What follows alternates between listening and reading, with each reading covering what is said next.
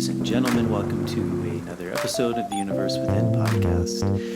This episode of the show is being sponsored by the Amazonian Plant Healing Center, the Temple of the Way of Light. I've worked at the temple for probably the past decade now, and I can really attest to the quality of the work they do. They work with the Shipibo lineage, primarily working with ayahuasca and a whole plant medicine system, working with 4 different healers or curanderos, 2 to 3 facilitators, a pre-ceremony yoga teacher, bone doctors, herbalists, really an amazing support system, a staff that's really comes together and creates an amazing experience for people who are looking to work with these plant medicines, these sacred plant medicines. They offer 12-day workshops working with 6 ceremonies, so it's a pretty intensive process.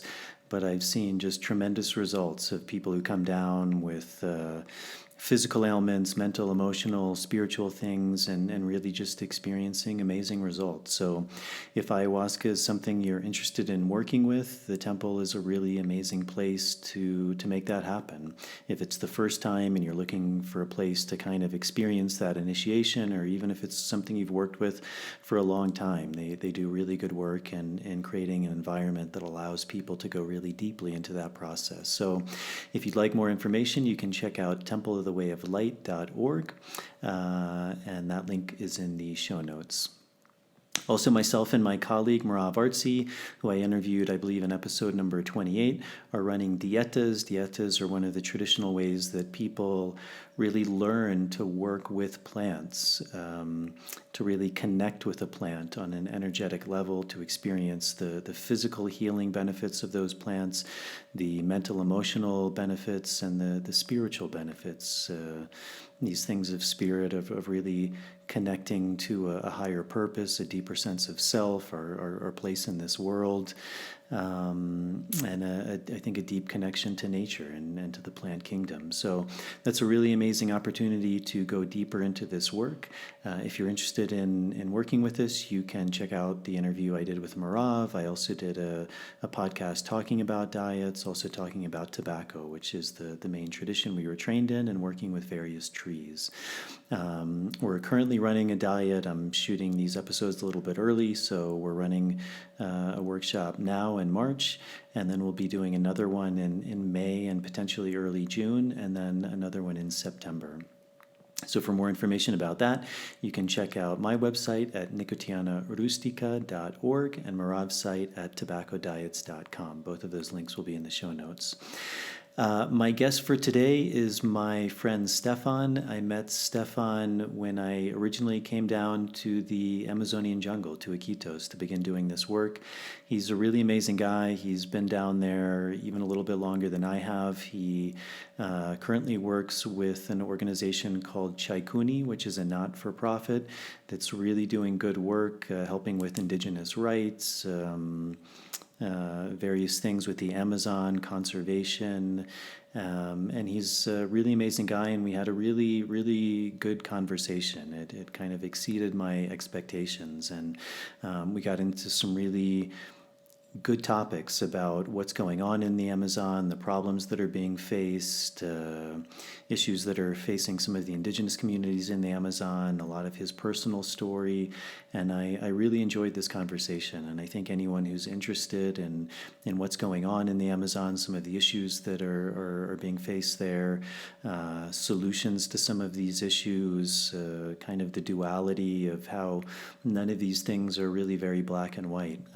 I think you guys will get a lot out of this episode. I really enjoyed it. So I hope you enjoy it. And without further ado, here is my conversation with Stefan. Although before that, I forgot to mention, if you're able to support this podcast, that's a really big help. Patreon is a really good way. By signing up, by donating a little bit of money, as little as $1 a month, it gives you some access to some really nice benefits. There's different tiers, and you can sign up for things like early access to shows, extended interviews, bonus material, Q&As, and that's a really big support to me to be able to bring on these, what I consider really fascinating guests, to continue to do this podcast. So if you're able to do that, thank you very much. To all the people who are supporting via Patreon, thank you very much. I really appreciate all of your help, all of your support. There's also the option of direct donating via PayPal, and there's a link in the show notes for both that and for the Patreon link. If you're not able to do that, simply going on the YouTube channel and subscribing to the show is really a big help. Turning on the notification bell, liking the video, that really helps with the algorithms and getting the show out to a bigger audience. And then with the audio version, going on Apple Podcasts, subscribing to the show, and leaving a starred rating and a short review. That also is a really big help. So to everyone who has done that, thank you very much. And if you are able to do that, thank you. It's very appreciated. So again, now, truly without further ado, here is my conversation with Stefan.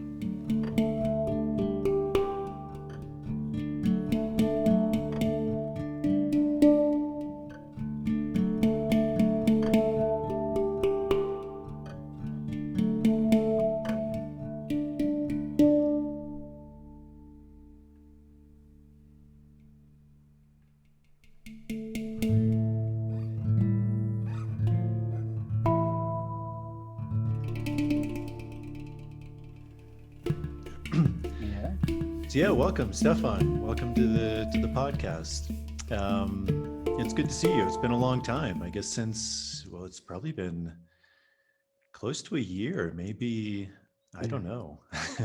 No, the lockdown, right? Yeah. That's the date. It's been a year, yes. It's been a year. Yeah. So I met you the first time, it was probably back in 2013 when I first came down to start working for the temple. And that's when we had like a communal office, and that's where I think at the time Alianza Arkana, who you're working for, they were based out of there. So I would always see you in passing when I came into Iquitos, bringing groups in. So maybe you can just start off a little bit about your background. I mean, I know originally you're from Switzerland via Norway and then to the Amazon, but what kind of led you on this journey to eventually come to the Peruvian Amazon? Right. Yeah. That I'm glad you remind me of when we first met, because sometimes my memory is a bit blurry on how things actually all happened, all unfolded. But yeah, it's right. It's that long time that we met for the first time, right? 2013. Yeah, I'll try to be a bit quick about my story. As you said, yes, I'm from Switzerland. When I was about 20, starting to study, I decided to move to Norway to do studies there, development studies, and thereafterwards international environmental studies. And I did this move or this motivation came, when you're young and you start to kind of feel out what is it that you really want to do. I felt strongly for the international aspect, maybe even international politics, but just this curiosity of different countries, different cultures. And that brought me to start studying something that's called international relations, which in Switzerland I thought was the closest thing to that I was interested in at that moment.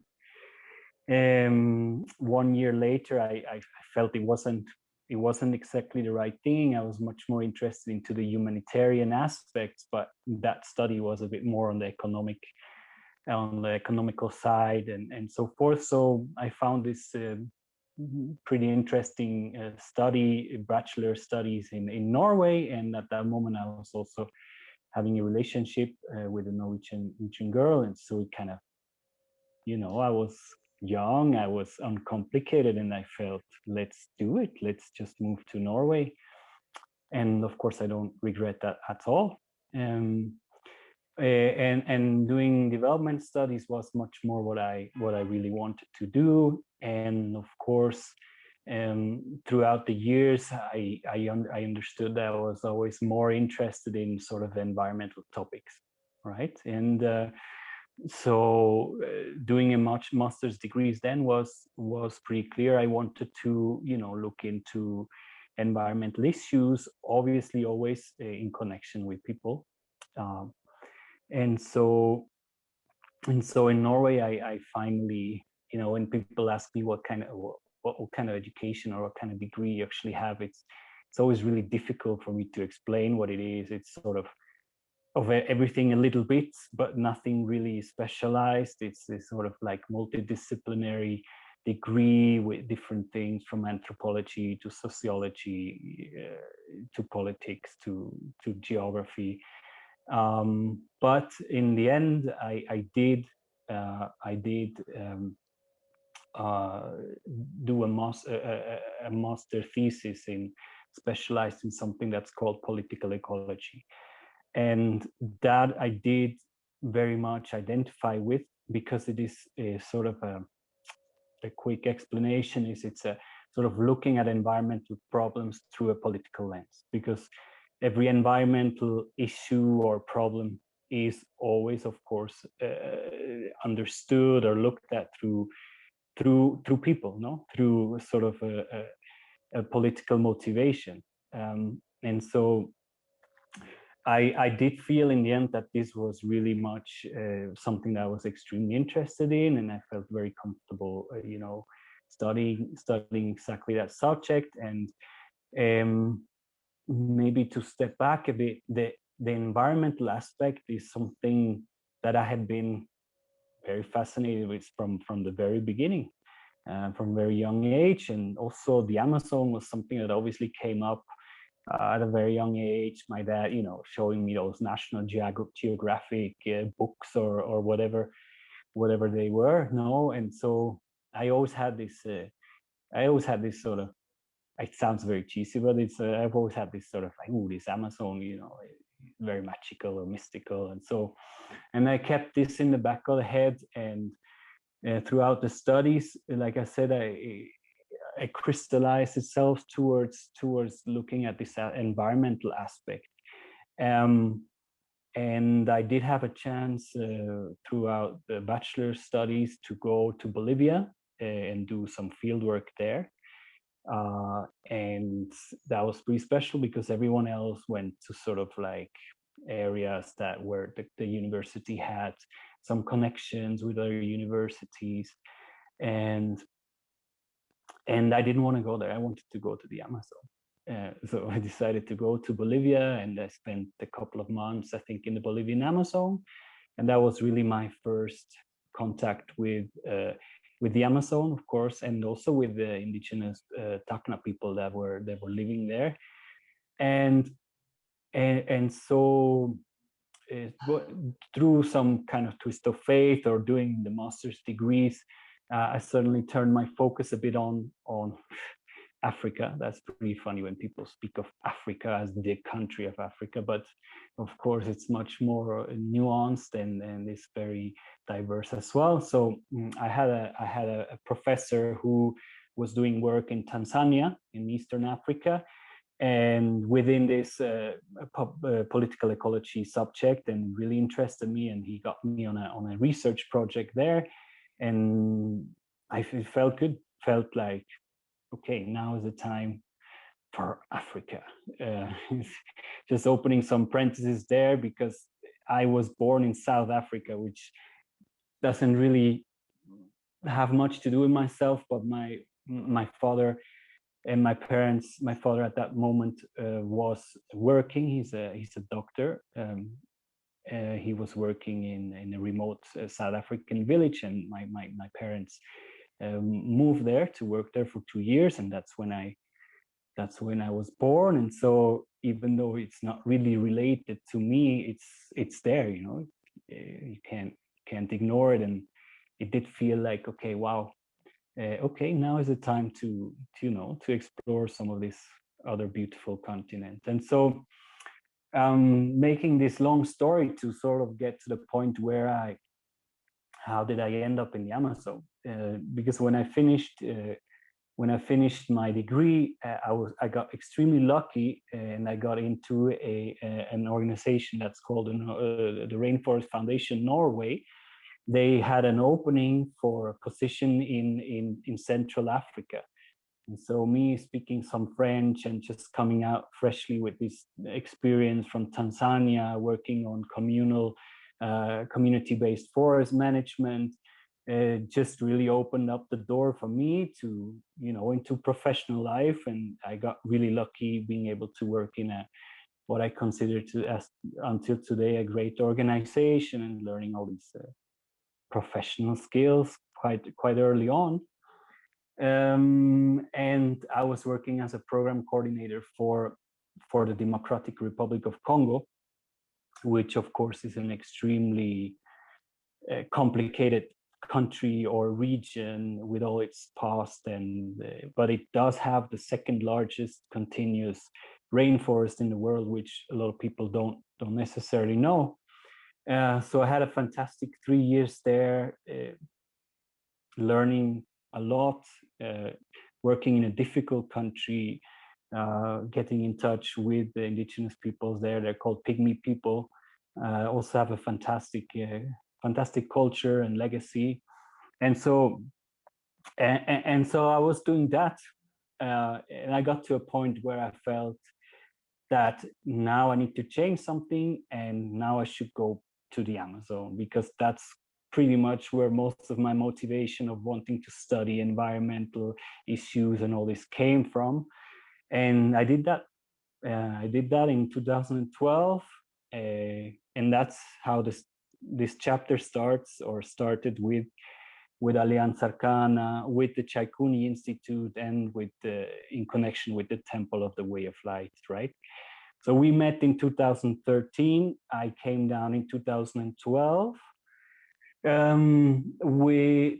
got in touch with Matthew. I guess for people who maybe not know who he is, he's the founder of the Temple of the Way of Light, who's also the founder of the Chaikuni Institute, and at that moment, Alianza Arkana. And I got in touch with Matthew. I called him up and said, "Look, I got to hear about your NGO, the Alianza Arkana. I want to go to the Amazon, Peruvian Amazon. Is there a possibility to contribute or work with Alianza Arkana?" And we got in touch, and he immediately invited me to come down. So that's the start. And yeah, from there, I think at the moment when I came down, Alianza Arkana was still sort of in its beginnings, much more active also in a way around Pucallpa than it was in Iquitos. And in Iquitos, when I come down, there wasn't anyone directly working with Alianza Arkana there. And so I kind of started to explore the field and started to develop some programs and projects for Alianza Arkana in Iquitos and in Loreto. And at that one moment, it was called the Environmental Justice Program at Alianza Arkana. And so, yeah, that's my story, and it continued from there. And I'm still in Iquitos, and right now, yes, I'm working for the Chaikuni Institute. So what was that like for you? You obviously you had this kind of dream, this vision of going to the Amazon. So when you finally arrived there, what was that experience like? Was there things that were kind of shocking for you, or did it kind of what you imagined was there? And then also, what was that early work like that you were doing with Alianza Arkana? Okay, arriving to Iquitos, I'm not sure if I had any expectations or any ways I imagined it to be. I think like maybe for a lot of people, when you arrive to Iquitos, it's pretty fascinating. There's tons of impressions and tons of colors and tons of noises and chaos, and so that I was very much enjoying at that moment, I think. But I also think it's very important to, that you've been there. It's very different, and it's very important to separate in a way the Iquitos, the city of Iquitos, and its immense Amazonian surroundings. The onda, as I say in Spanish, or the feeling in the city is so different for example, an Amazonian indigenous community.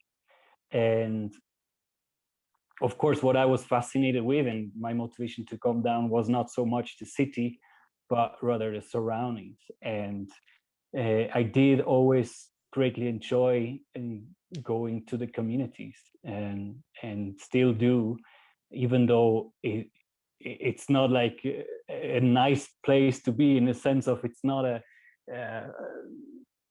no es cómodo, no, it's not an easy environment in terms of temperature, in terms of humidity, in terms of practicalities, food, no. But that was fascinated me, and I definitely did find that.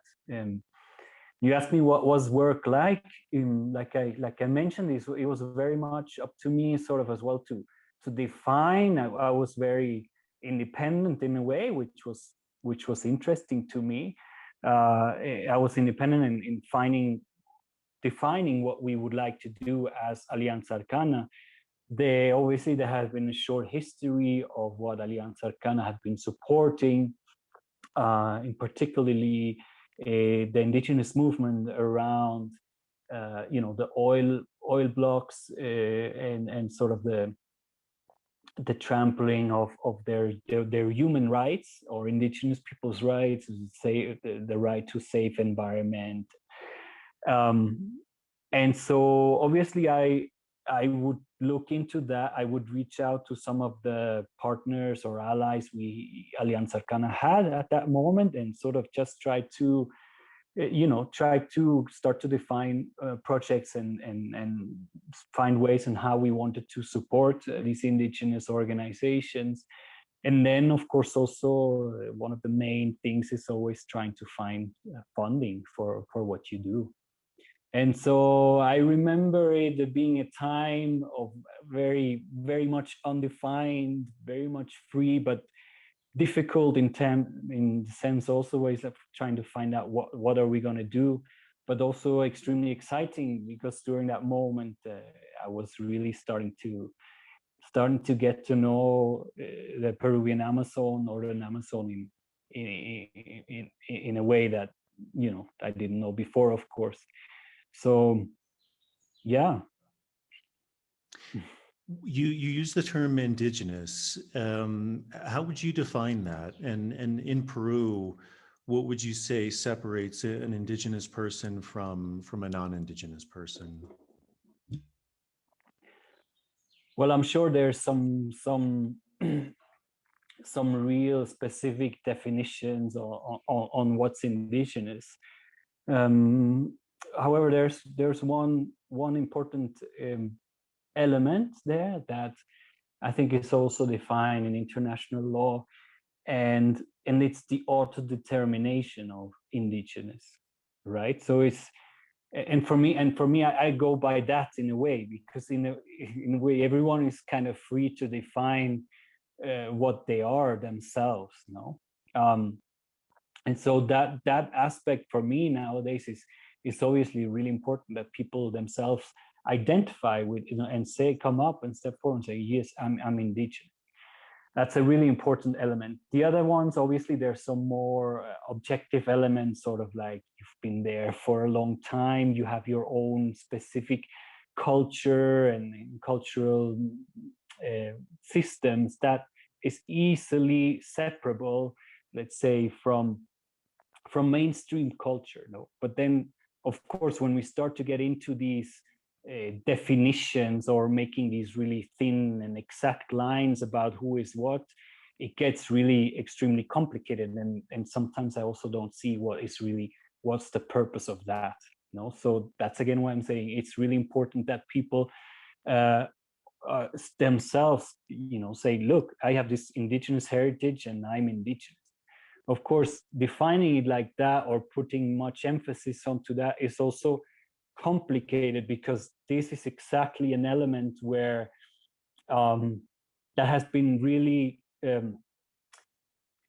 controversial over the last years, or the last century even, because that's exactly what happened to many Peruvians, or many indigenous Peruvians, is that society has always looked at the indigenous as something being worth less, and something not worthy. So people actually started to negate their indigenous heritage and start to say, well, no, I'm Peruvian, or no, I'm mestizo, and no. So this also, I think, led to a lot of loss of culture, because people then suddenly felt, okay, I'm somehow worth less. So no, I don't want to be that. I'm just going to be Peruvian. So this has, I think, also led to some damage or cultural loss, and until today, this is something important that the Chaikuni Institute is working with. It is sort of, just accepting or investigating or being proud, or at least realizing your cultural heritage, and then do with it as what you like, but at the first time, like, realize and be, know that you can be proud of what you are. So this concept of indigenous versus mestizo obviously is constant, the constant object to debates and wars, no? And so, of course, in Peru also you have what they call mestizo, and this also is supposed to be, I think, as a definition of Peruvian origin, sort of mixed with Spanish immigrant, sort of that background. And I think it's a really difficult concept to speak about, like 500 years after conquest and subjugation of the Europeans to Peru. So I prefer much more to look at Peru as this multicultural, extremely culturally diverse country with so many different cultural heritages. So I think sometimes when we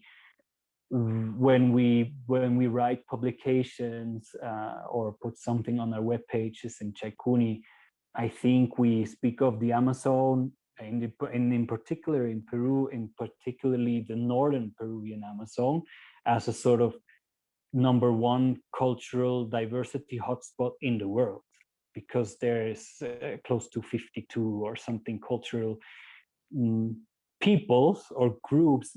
There's also discussion whether you should call them groups, or usually you speak of indigenous peoples or indigenous nations. And so Peru is just this mega diverse, mega culturally diverse country, melting, not necessarily a melting pot, but with this very rich cultural heritage as well. Yeah. Do you have any sense of I don't know if Peru defines it, but do you have any sense of how many technically indigenous groups there are, and maybe what kind of percentage of the overall population identifies as indigenous versus mestizo?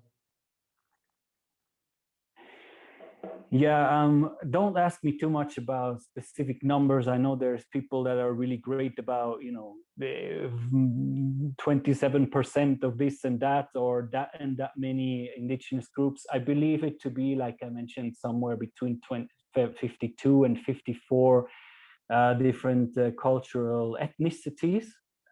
Yeah, and if I'm correct as well, I think to remember that there was a census, a national census in 2017 was the last one.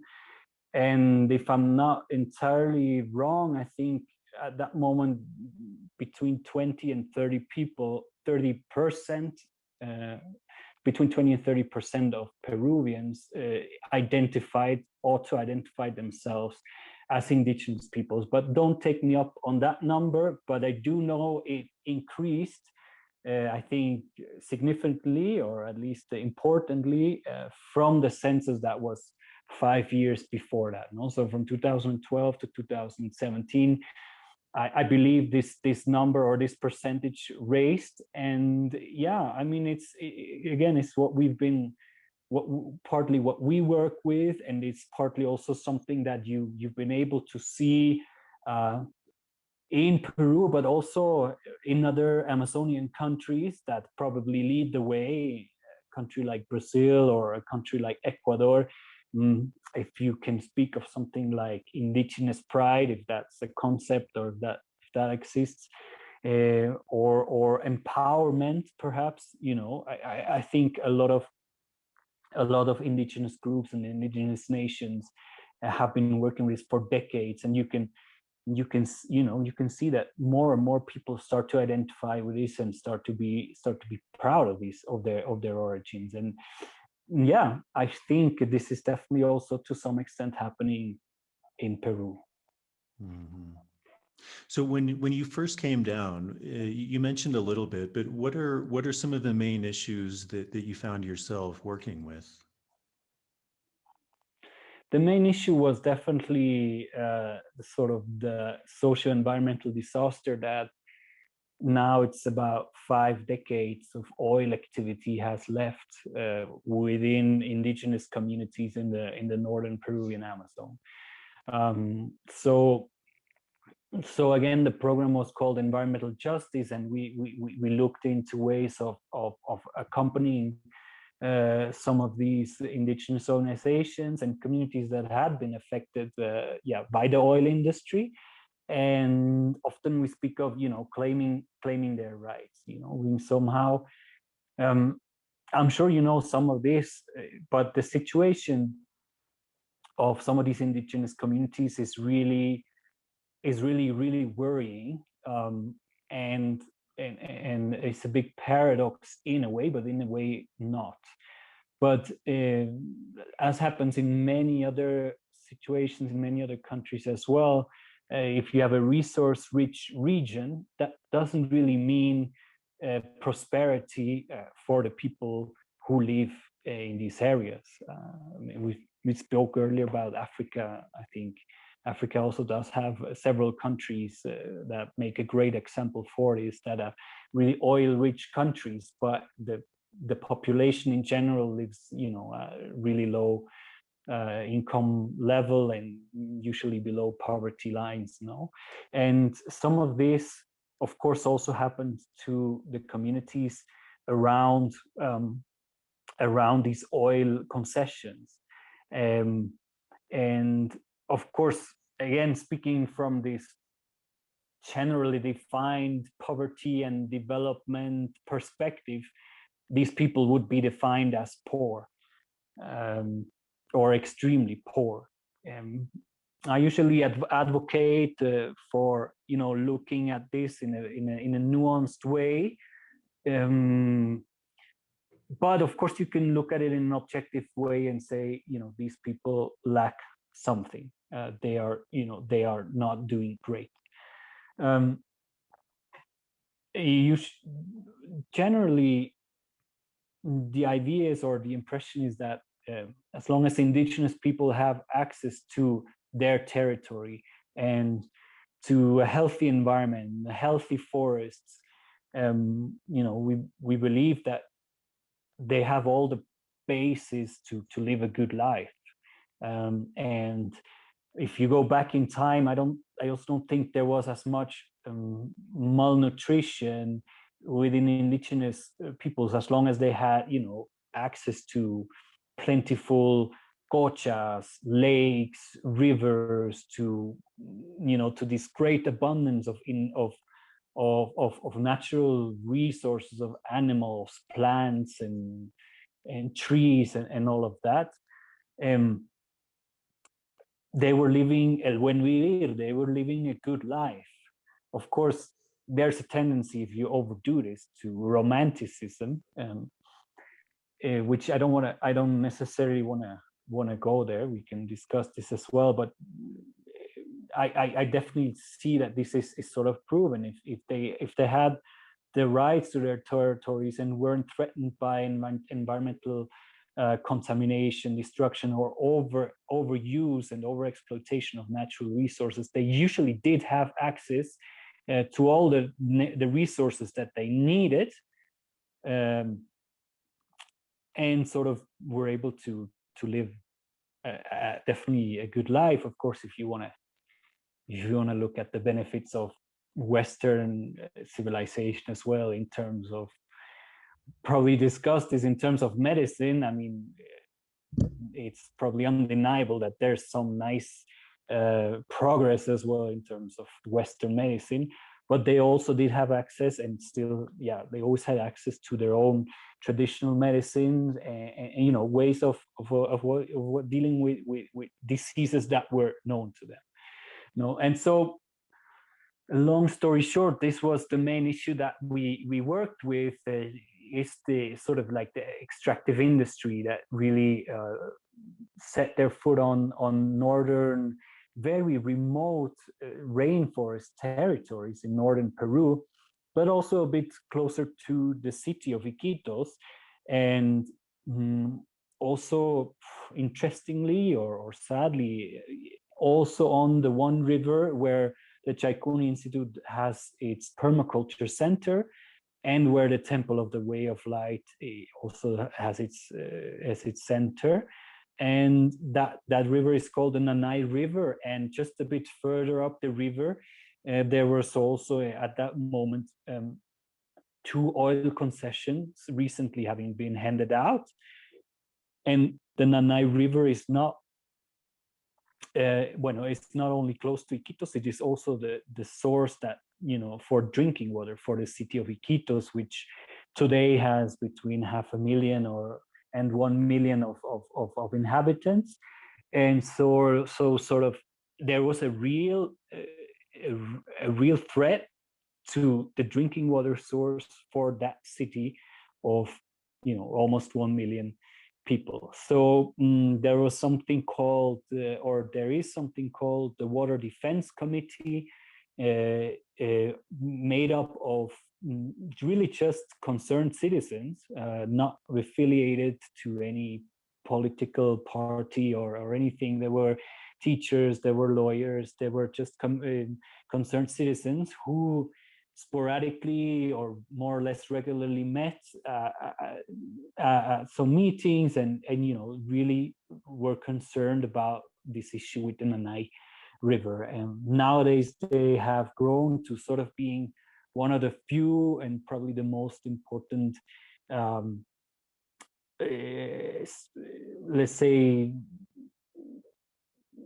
group or collective that speaks up in terms of environmental issues concerning Iquitos and our region. No? So that's another thing I was working with, and I was I was grateful for that, because it really put you there. It put you on the ground and with real people from there, and yeah, it felt really important, and it was really important, and the Water Defense Committee actually succeeded, and I believe it's definitely to a large degree thanks to them that this oil company that held those 2 concessions at some moment sort of handed back the concession.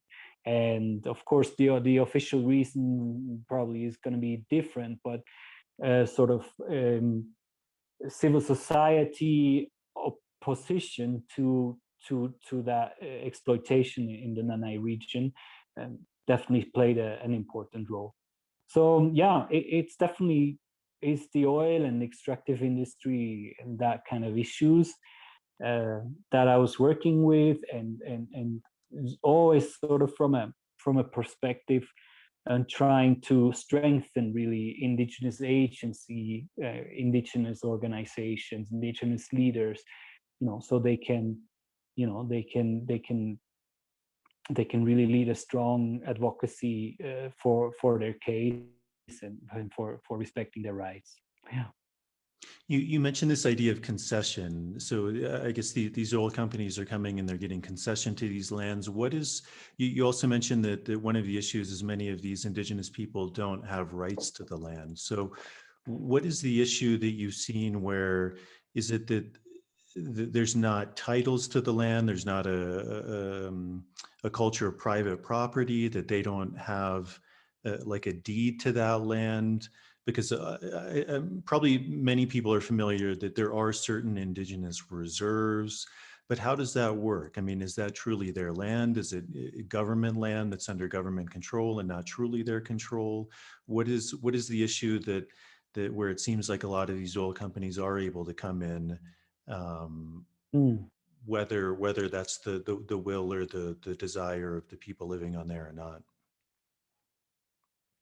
Yeah, you're kind of mentioning the central point there. The issue or the situation in Peru is that indigenous communities are able to title their communities. So there are a lot of indigenous communities that do have title to their communities, whereas there's also a whole lot that don't. So that's a different situation. If they don't have a title to their communities, obviously that they are prone to whatever kind of concession that the government is giving away. So there has been a huge focus on titling indigenous lands, communities, and now hold on, because that's the important difference to make there. So indigenous communities, there is a law that allows titling of indigenous communities. They're going to be titled as indigenous communities, just like as any comunidad de campesinos for other rural communities. There's a special form for titling indigenous communities with specific rights to those communities. But that's the thin line there, or the really important difference to make, because they are being able to title their communities. That means basically usually the land that they live on directly. That usually means the area where their village is built on, and probably some extra land where they have their chakras, where they have their field, and perhaps some forest as well. But they are never titled the entire extension of the lands that they traditionally use. So for example, areas where they go to hunt, and these can be huge areas, because traditionally, depending on what kind of culture or what kind of indigenous people you speak about, whether they were hunters or whether they're more fishermen, but they would use huge tracts of lands. And no one in Peru, no indigenous community, neither any indigenous nation has been able to receive a title to their integral land. Was that indigenous territory? That's something that you mentioned. In that form doesn't exist in Peru, as it, for example, does in other countries. I know it does exist in Brazil. I know it does exist in Ecuador. I do also believe it exists in Colombia.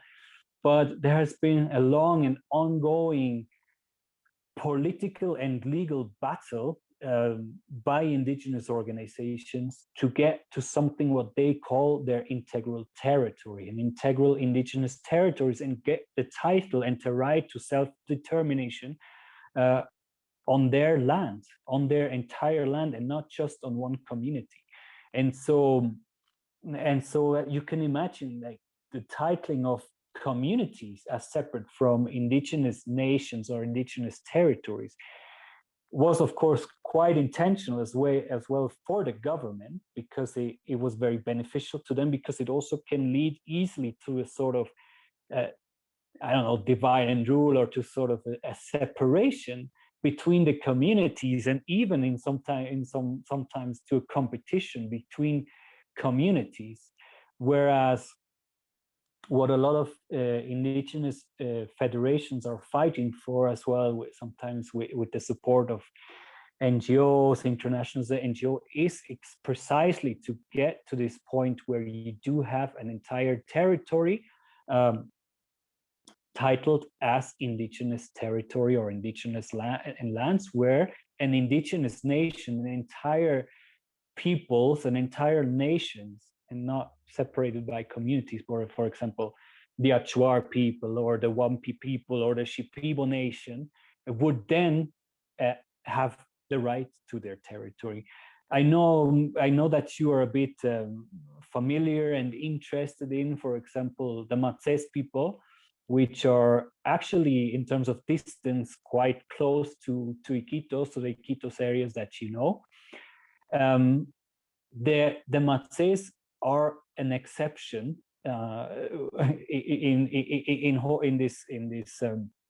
in this picture in terms of having an indigenous territory. But what happened there is something strange that what is not really reflected in legal in legal terms or in legality in Peru, because they have received a land title to the Matses community. However, that land title is immense, but it says it's a title to the Matses community, but it would be what most closely comes to something as an indigenous territory in Peru. There is currently, I know at least of two. I believe the movement is growing stronger for other indigenous nations as well, but in Peru, the Achuar people are around the Pastaza, Morona, also northern Amazon, and the Wampi nations, they are most advanced with, fighting for this integral territory for their nation. And yes, it's like I mentioned, it's been going on. I know, for example, there's organizations, the Rainforest Foundation Norway has also been supporting the Achuar for a number of years, at least I believe 10 years. I know organizations like Amazon Watch and many very professional, very good Peruvian NGOs as well are, supporting these indigenous nations of trying to get there, trying to really be able to be autonomous about their territories. And I think from that point, it becomes quite self-explanatory what kind of damage or what then the extractive industry or an oil company or a mining company, what kind of possibilities they then have to do bad things in an area that is traditionally an indigenous area, however hasn't been titled, and usually is given on a lease for at least 30 years to usually a foreign mining or oil company. Yeah. So maybe kind of going back to your original work, what were you seeing were the issues where these mining or oil companies were coming in? It was contaminating water, it was causing friction within communities. What were the main issues that you were seeing were problematic? Yeah. I'm going to be really blatant about this because it's just a socio-environmental disaster that they leave behind after 5 decades of presence there. Well, that's the short version. Of course, there's incredibly fine nuances. It's a very complicated socio-economic construct, or that's the result of their coming in.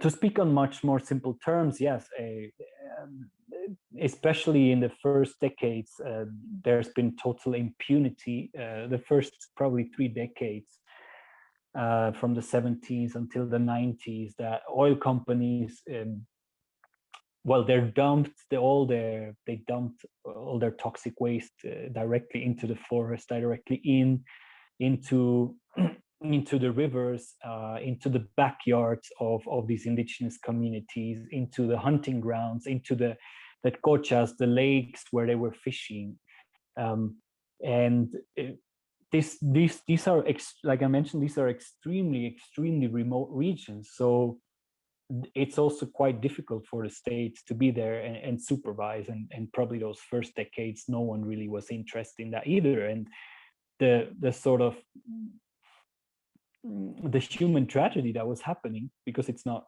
just happening the last 10, 15 years. It's been there. No, we hear stories unfathomably, incredibly, of, I don't know, they make you really sad. Of entire families or siblings, from 10 siblings, maybe 2 survived and the other one somehow died of some strange disease that no one really knew what was happening. No, and so that impunity and that inability of the state to supervise gave them sort of like a blank card to just do whatever. And obviously they usually just do what's cheapest for them. That's just dumping their waste, and if there was a leak, they would just cover it up or just leave it there. I've seen cases where I've seen a case where they have been dumping there some waste, some spilled oil into a local lake, and instead of trying to clean it up, they just dig a big hole and mixed all the the earth with the oil and sort of try to cover it up. So like covering up, I think, is a good word. I think that's what they've been trying to do. And so like it's indiscutably it's not without a doubt that there has been huge impacts on the local health of both ecosystems, and but also principally the person that lived there. And the other impacts that are, like I said, much more intricate and not that easy to paint black and white, but is of course all the impacts that they had on social life, and you probably hear me speak, or you might read something about Chaikuni, and when we try to kind of describe what's happening, and you probably think, oh, okay, those indigenous peoples, they're just their rights being infringed on, and they want these oil companies to get out as fast as possible. But that's not the case.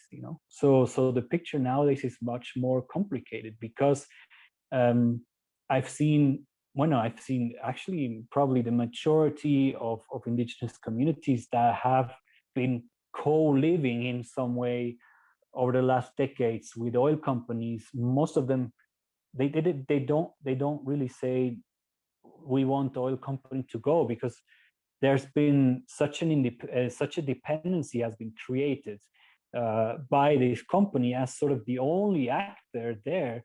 I mean, these communities have been totally abandoned by the state. So the only outside actor which can bring some kind of prosperity would be the oil companies. So now they also have a lot of power in that sense, and they know that, and they play it really well. And nowadays you do have local people that form, for example, local enterprises that would work directly. However, normally in low-paid jobs, that they would work directly for the company, and they do give some goods. Company in some places did, build some hospitals or some schools. But when I say that, it sounds like you give some credits to the company. So you have to always put it into the dimension. I mean, the wealth that is coming out from these territories is immense. And the taxes being rather low in a place like Peru, as compared, for example, to other oil states like Norway, is ridiculously low. But still, the tax returns or the royalties that go to the state are immense. But and then just building a school or building a hospital, and maybe even give free treatments, still sounds like a drop in the water for what you actually have cost. But that's the card they play, and that's their version of telling things, saying, look, we're doing also great things, we're helping with local development and so forth, we're employing we're employing local people, and that's one way to look at it. And another sadder chapter is as well the social consequences that they bring in terms of course, they bring in foreign workers. Of course, there's going to be some prostitution. Of course, there's going to be some alcohol there that creates problems in a way. And of course, there's also sexually transmitted diseases, which I believe in some areas are quite a big problem. In others, maybe not so.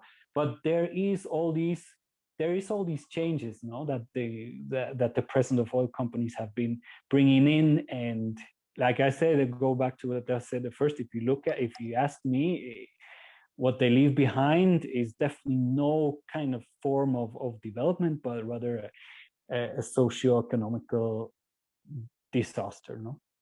Mm-hmm.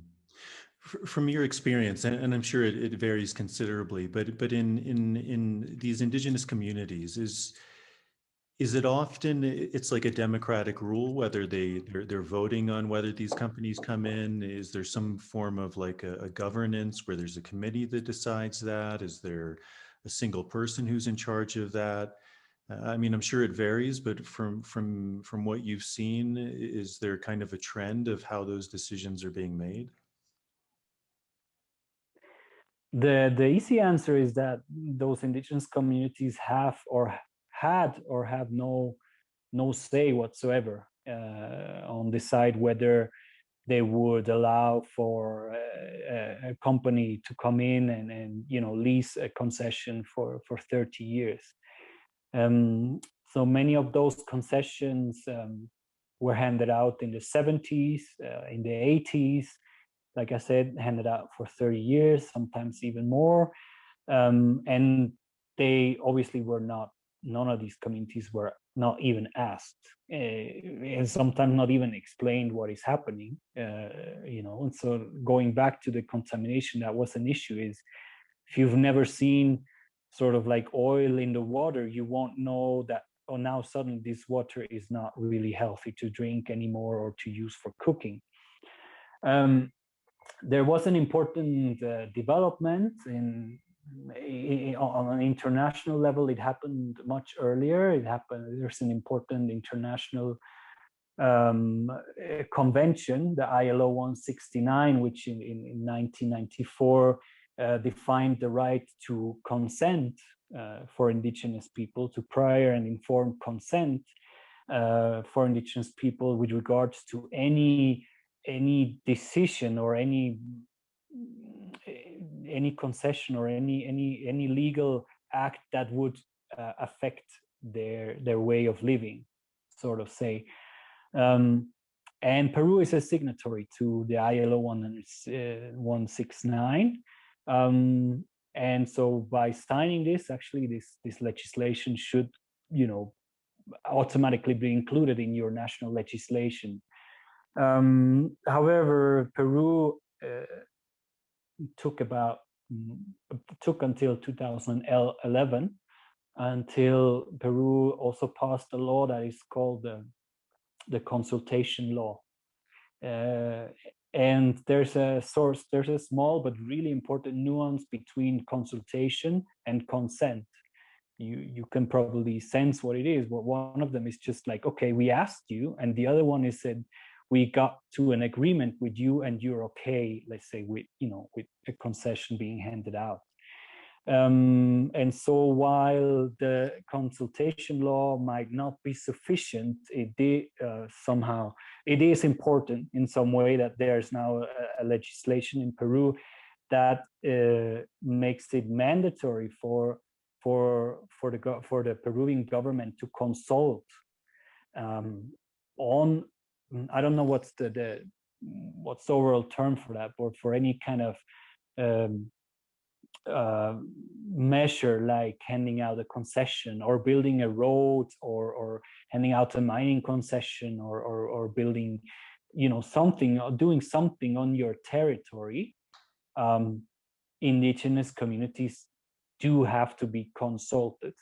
But if we go back to what you asked me before about the difference between a community, an indigenous community, and indigenous territory or indigenous land, also becomes really important here, because of you, it's quite obvious. If you have a huge territory, well, you'd have to be consulted as a nation if some development project was to happen there. Now, if you have a sort of an oil concession, and that might overlap 2 or 3 indigenous communities, and even though the 4th and the 5th and the 6th community are just outside the border of this concession, those, they can argue that those don't have to be consulted.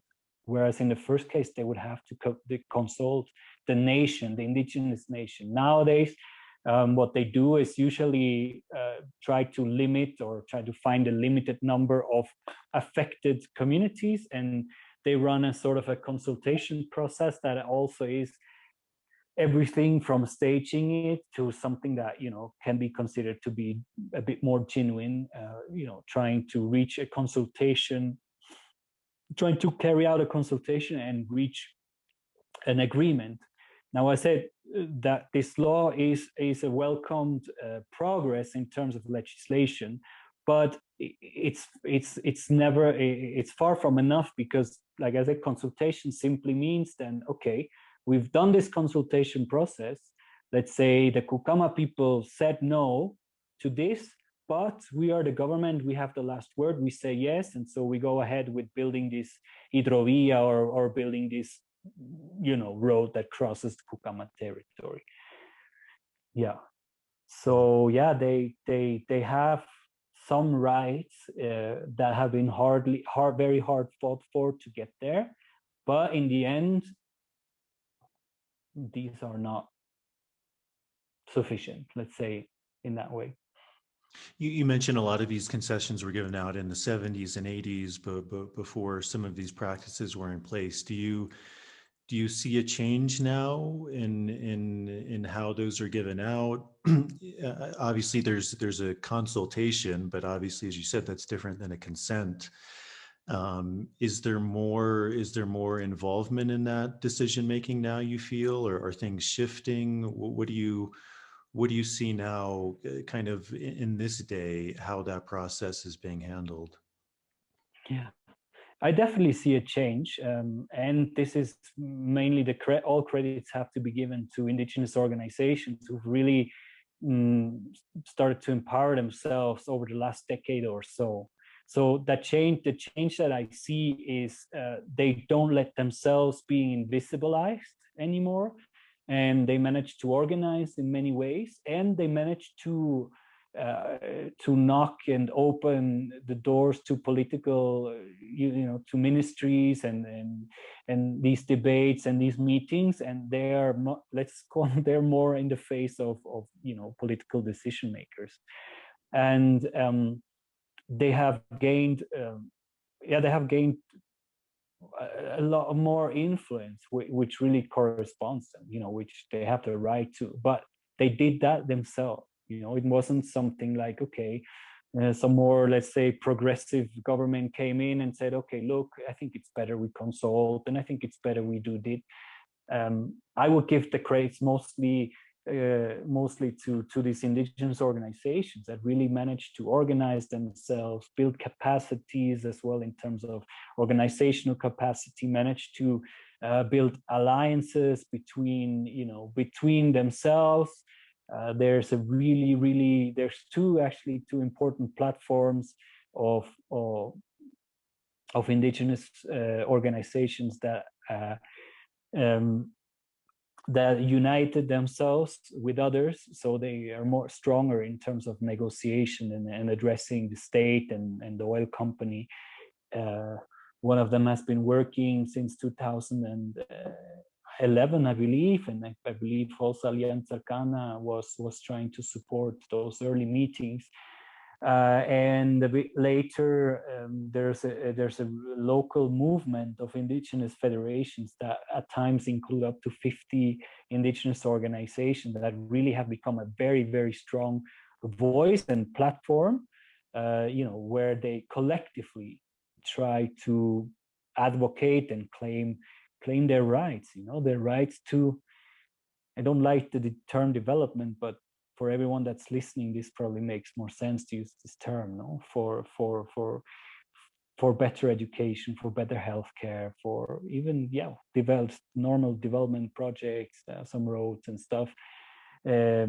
So they have reached a momentum of they're quite empowered, where they really go in and out, let's say, of the lobbies in the government and in the ministries, and they're definitely a force to reckon with, and yeah, so they won't no longer just be ignored and unheard. So that's something that they've reached, no? Whenever you then ask me, well, maybe you're going to ask me, okay, what kind of improvements have you then seen directly in the communities? That's a point where I'm much more disappointed, no? Because we have been more or less sometimes closer, sometimes from more distance, following what's happening in these oil-affected territories. And in terms of, if you put yourself in the shoes of an indigenous mother in one of those communities living close to an oil well, she will probably tell you, well, nothing much has changed for me, even though the government has been inviting for meetings since 2011, even though there has been a multi-sectoral commission since 2011 investigating the environmental contamination, even though they had called in for several commissions, even though they had called in for several meetings in Lima here and there. The real change is happening in the communities, things that would make life easier for indigenous communities are at best extremely, extremely slow to happen. Now, that's not the same as kind of resigning and saying it's not worth it, but it is sort of frustrating. And you can imagine how local people in the communities do get sort of lose patience as well. It costs so much to be an indigenous leader or an indigenous mother or what have you, and keep fighting, keep denouncing, keep telling something is not good, and never really see any change. So you can simply understand how some people just accept it or just don't want to don't have the energy anymore to fight, or not fight, to work for that. And in terms of, you just simply remembered, like, when you asked me this question about how is it different in the 80s from now, I remember one of the things that shocked me the most, it must have been around 2012, 2013, when I just started, is the government had a extractivist or pro-oil policy still, no? So they still see as a primary resources such as mining and oil extraction as sort of the way to go for development. So the way to extract foreign capital and move Peru forward. And of course, it's extremely controversial and paradoxical to some of the other compromises that they signed in terms of climate change, and but this is typical for many different governments. With one hand, you tend to be a pioneer and the best of environment, and with the other hand, you sort of for attracting a lot of international capital for driving forward these industries. And what I was trying to get at is, in 2012, so they have these licitation rounds where they typically hand out new concessions, new areas. And obviously the Amazon, or the Peruvian Amazon, is interesting in terms of oil, because in many areas, I guess, there is oil stored underneath this millennial and hundreds thousands years old ecosystem. And at that moment, they just had started a new licitation round, and they designated 80% of the territory of Loreto. And you know, Loreto is big, of the northern state where Iquitos is the main capital.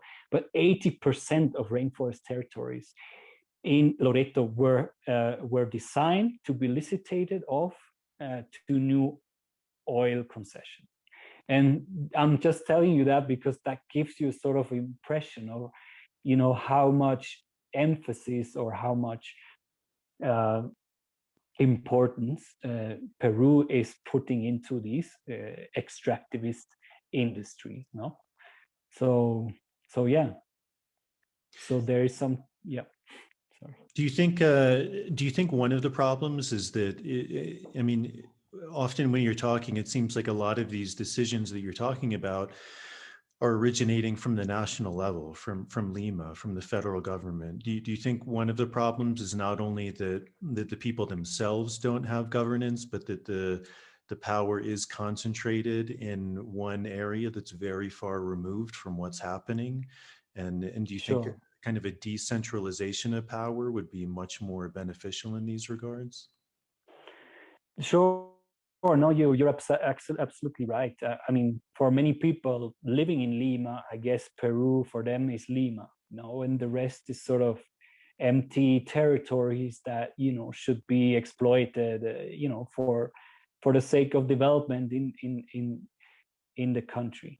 No, of course, like the decentralization theory or strategy is something that has been applied and recognized as important in many other countries as well. And of course, it was also debated or recognized in Peru. And they've actually tried they passed a law, decentralization law, and, you know, they try to do some, they try to take some measures in that respect. And one of them is obviously giving more power to local governments or regional governments, as they are called, the different regions. So its intention or its motivation might be the right one, or the idea might be the right one, but the huge problem is then, for example, in a region like Loreto, the capacity of people running a regional government, they are so low or so little that you sometimes you think it might be better off if someone more centralized would run the show. No, this may be quite controversial what I'm saying, of course, but I'm mostly saying that because I don't necessarily know what would be the solution, or I don't necessarily would say blind decentralization is the immediate solution. The long-term solution, definitely yes. And decentralizing not only to the regional level, but obviously to the local level, to have communities decide themselves. No, but in the short term, this is not really bearing too many fruits. Again, because a lot of the for example, the funds that then would be channeled through the regional governments are just either being very are being administrated in a way that, what's the word for it, unprofessionally, or they're just being lost, being just wasted. And as well, when you start to decentralize, you also open I think the territory much more for corruption, no? Because corruption networks are usually locally between friends, family ties, and they're much easier to hide as well, if they're just happening in sort of on a local scale and so forth. That's obviously a personal sort of evaluation of the system, but of the situation. But what I'm trying to say is that right now, just decentralizing everything comes with its difficulties, and and huge problems, no? So, but in the long run, obviously, in theory, this would be more favorable to governing the region, no? Hmm. So what do you see as solutions? I mean, I know that's a huge question, but you've been doing this for, I guess, almost a decade now. So and maybe that's the second part of this question. I imagine when you arrived, you, like most people, you probably had certain ideas of what would be good and what's bad and what's right and what's wrong. Have those shifted now that you've been working for 10 years? And maybe what are those shifts? I mean, maybe there are none, but if there are, what are those? And from the position you're sitting at now, what do you see as potential solutions that could be done? Yeah. The first question maybe to answer on this, in what ways my views maybe have been shifting. I was thinking a bit about this on beforehand. I'm not sure. I'm not sure. I changed many ways, like my views on how things are happening, but this is very natural and very logic that this is happening. What I would say is definitely I gained a much more realistic uh, impression or understanding of what is happening. No, like you were asking me about the impact of oil companies in the indigenous territories. I tried to explain it's very complex. It's not easy to, it's not possible to just draw a black and white picture. And so these intricacies and these nuances and complexities, I simply came to understand a bit more. So I'm not sure if this is a change or just like a better understanding that I've been gaining, but I would mainly go in that direction. Of course, like we were also touching upon this romanticism.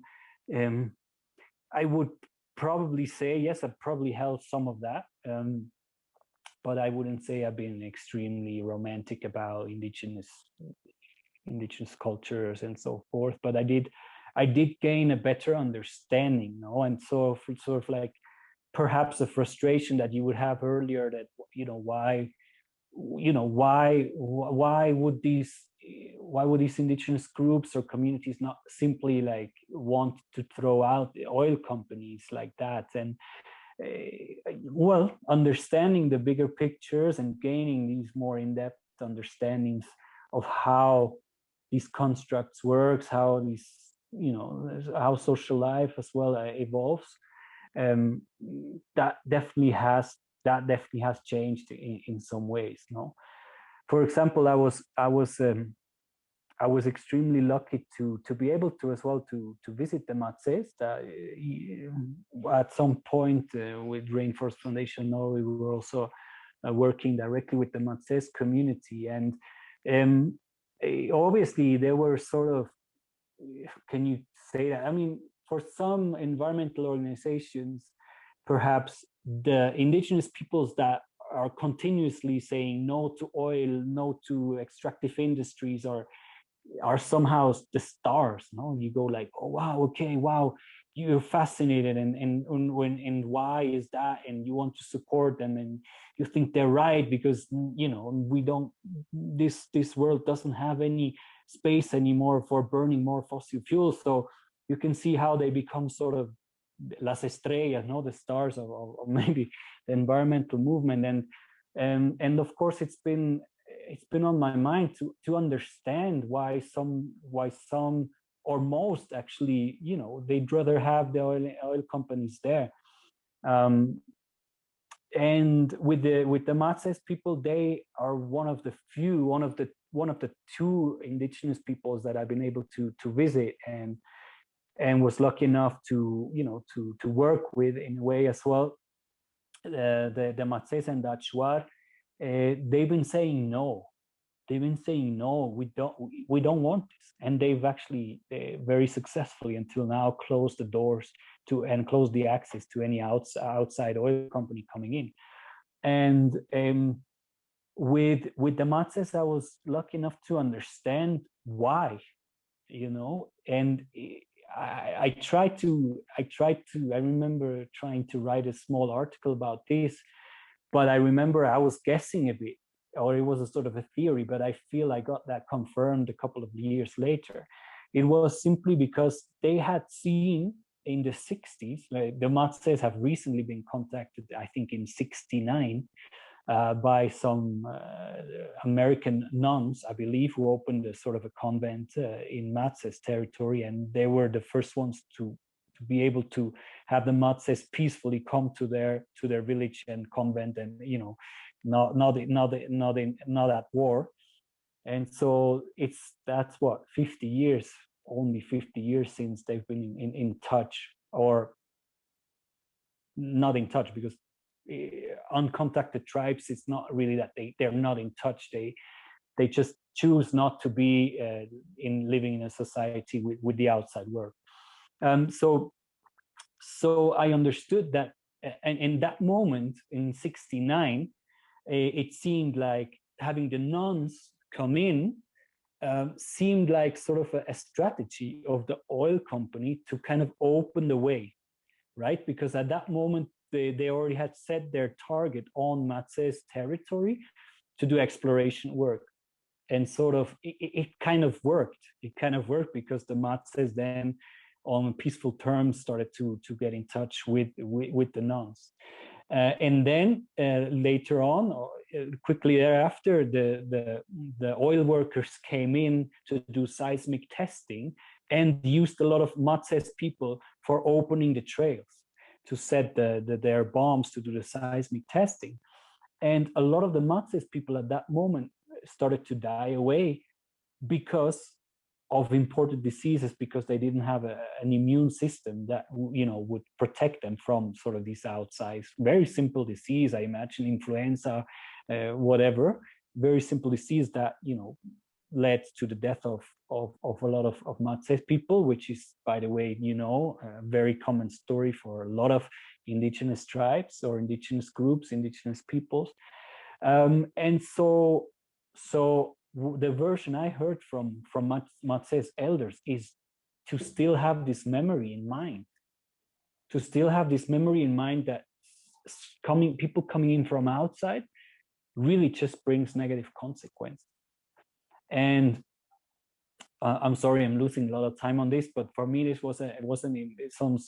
are some important understandings that I gained over the years, and something very similar I believe to be true for the Achuar people in the Pastaza in northern Peru, because right next to them, right next to their territories, you have these two biggest, or you have the oldest and most important oil concession in Peru. And the whole story I was telling you about the social environmental impact is happening next door. Well, it's still quite a far distance, but it's happening next to the Achuar territory. So they've been having a first-hand experience of their neighbors, let's call them, of seeing what's happening when these outsiders come in, and they've seen that it mostly brings along negative consequences. And so, to go back a bit to your questions, I believe, again, I don't necessarily believe I changed my views in many ways, but I think I definitely got a much better understanding of some of the realities locally. Now, perhaps on the other side, you might say this is a change or a personal development I went through. And this is also something we try to do at Chaikuni, and it kind of builds making a bridge over to your other questions in terms of, what are the solutions? I did feel a sort of tiredness of having to, what they call here, denunciar, to denounce all the things that are wrong. We speak often we speak of human rights defenders, and fighting against something, and and this kind of language, I understand that it's extremely important and in many ways reflects reality. Human rights defenders and the way they have to defend themselves, their families, it reflects reality. However, I've come a bit to, well, it's been an internal battle and I'm still battling it, but I come to believe that it's more beneficial to use positive language if that's possible in some way. Again, like there's cases where you cannot use positive language, but this as well comes with a personal desire to be more solution oriented. And over the last decade or a bit more that I've been doing this work, I truly and definitely believe that the first step is to secure rights and of every person. You know, we speak of human rights or indigenous people's rights, and a lot of people go like, oh, why do these indigenous people need to have different rights than us? That's a very common argument. That's just very erroneous, because we don't speak of for them having different rights than anyone else. We speak of them needing a special attention to their rights so they can be uplifted and enjoy the same level of human rights as everyone else. No?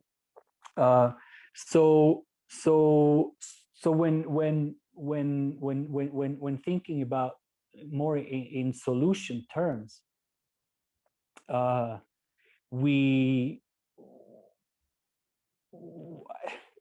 I lost the thread there, but what I was going to say is I'm convinced that the first step is guaranteeing these rights, guaranteeing their territory, so they have their auto-determination to, well, decide for themselves about, you know, where to go with development, what to do with their lives.